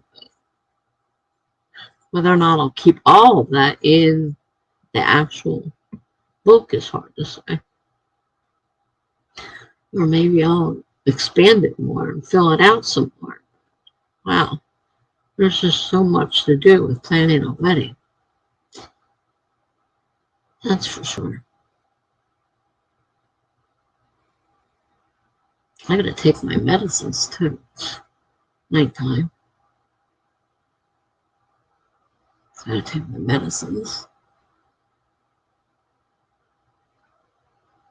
Because if I take them when I'm falling asleep, I fall asleep and then the thing falls out and it's nebulizer, so I don't get my medicines if it falls out of my mouth if I fall asleep. Oh, so I need to do it while I'm still awake. Mostly awake. Amelia says your YouTube and Google recommendations and ads are going to be so screwed up. They're going to be trying to figure out what the heck is she doing.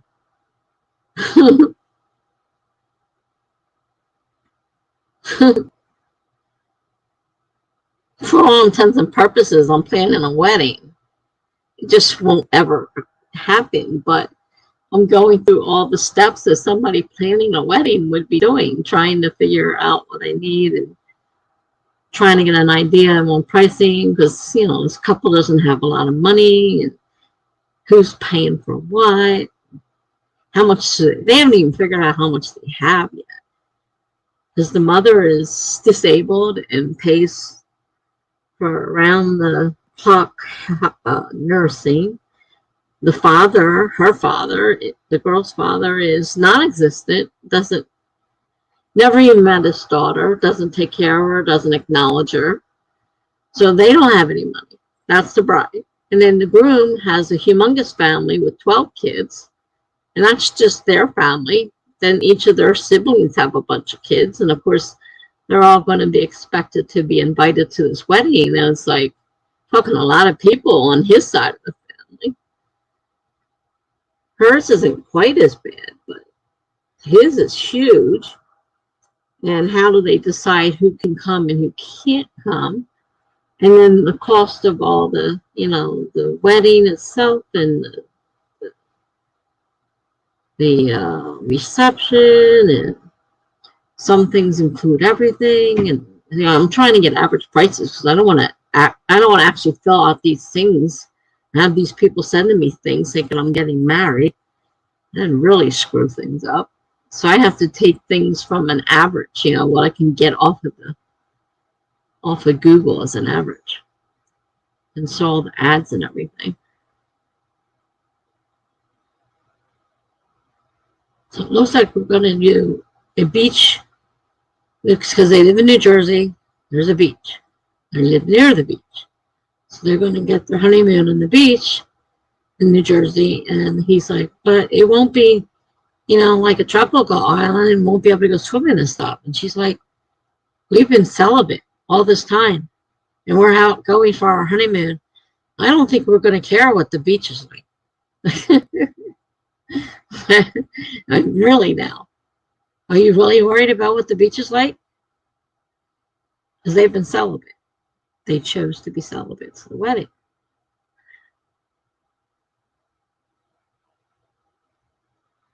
I don't know where I come up with these ideas sometimes. This one just kind of popped in my head as I was going along. So I got these Catholic kids. Well, he's Catholic, she's not. And they're celibate. They've decided to be celibate. And his family's huge. Her mother's sickly and dying. And this all comes. I mean, these things kind of like, yeah, we're going to sprint in a minute. These things all kind of come as, like they come. Like I didn't sit down and say, okay, this is what I wanted. This is how the story's developing. And I don't have a whole lot of control over how it's developing.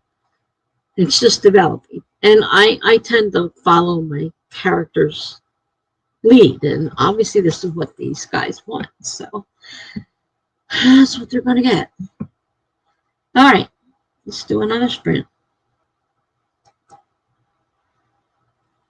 30 minutes, starting in 5, 4, 3, 2, 1, go.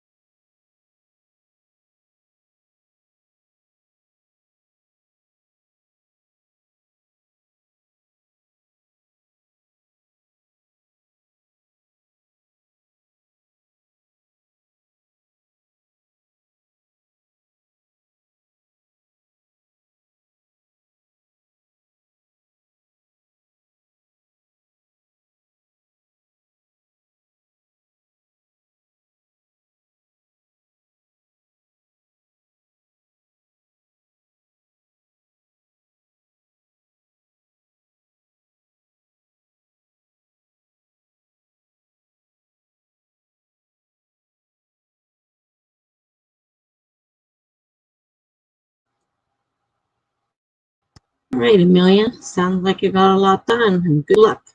And great job on the A plus. Let's see you later.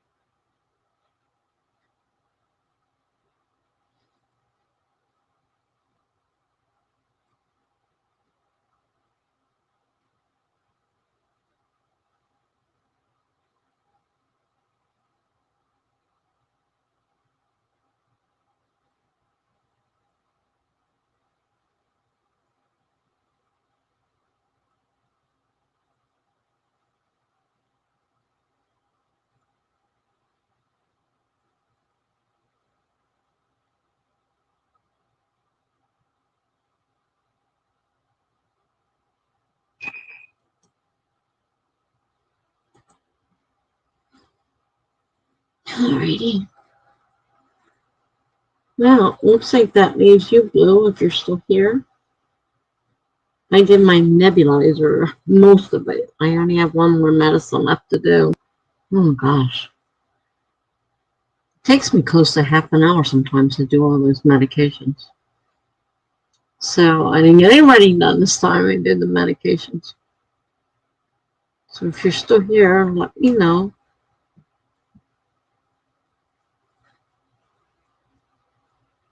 13 more pages. Soon. I'm going to sign off soon. Time is it now? 1:11. Yeah, I have to go to bed soon. I have to get up.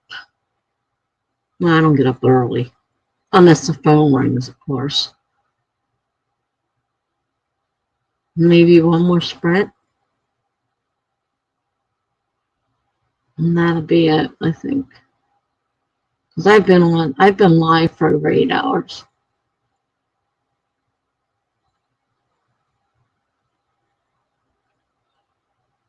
So I figure I'll do one more sprint and then I'll sign off.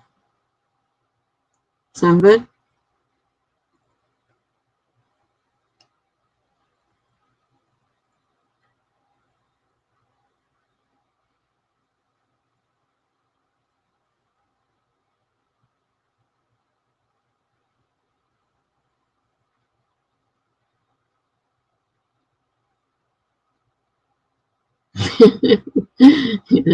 I know I don't have to stay up in your account. One more sprint, and then I'm going to cut it off. All right. Let's set the timer for 30, starting in 5, 4, 3, 2, 1, go.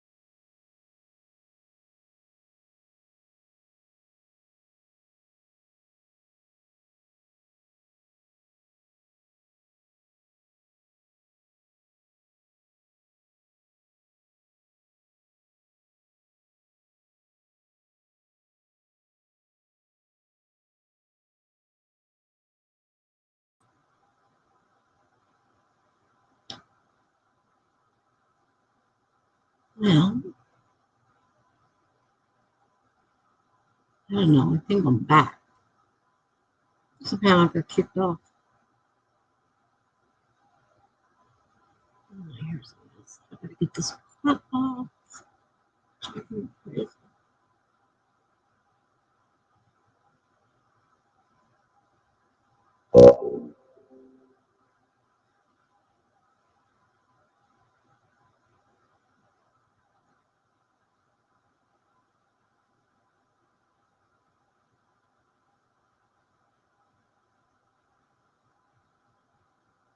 Yeah.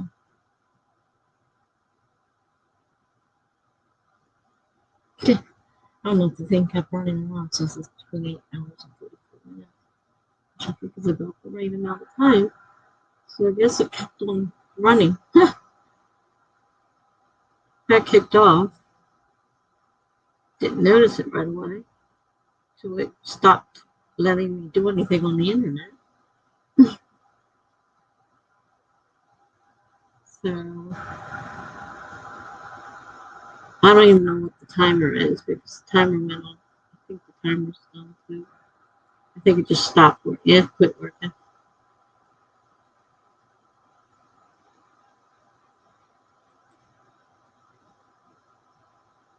Yeah, sorry about that.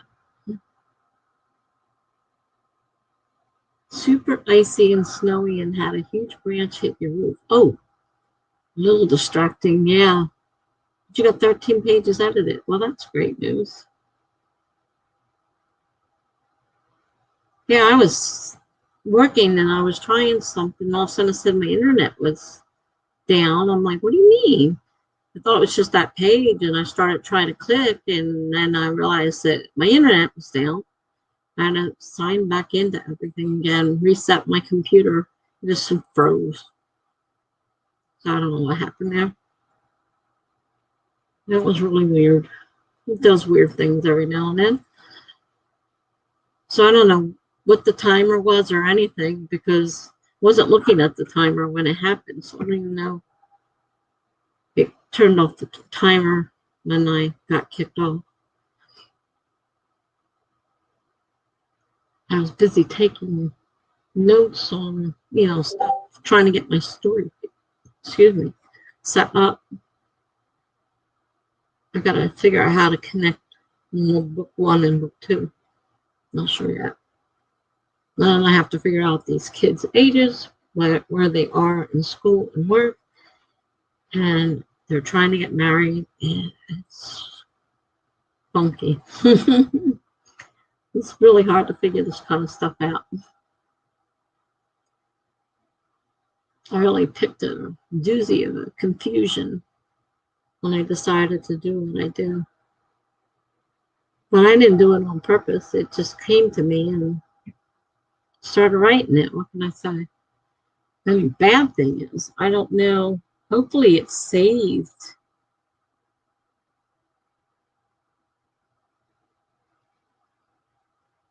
Hopefully it saved my story.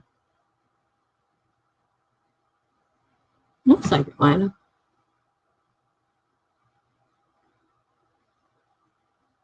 Yeah, looks like it might have. I've had that happen before where I lose the page. Oh, Blue, you're so sweet. Love you too. I'll see you soon. Have a good night. Bye now.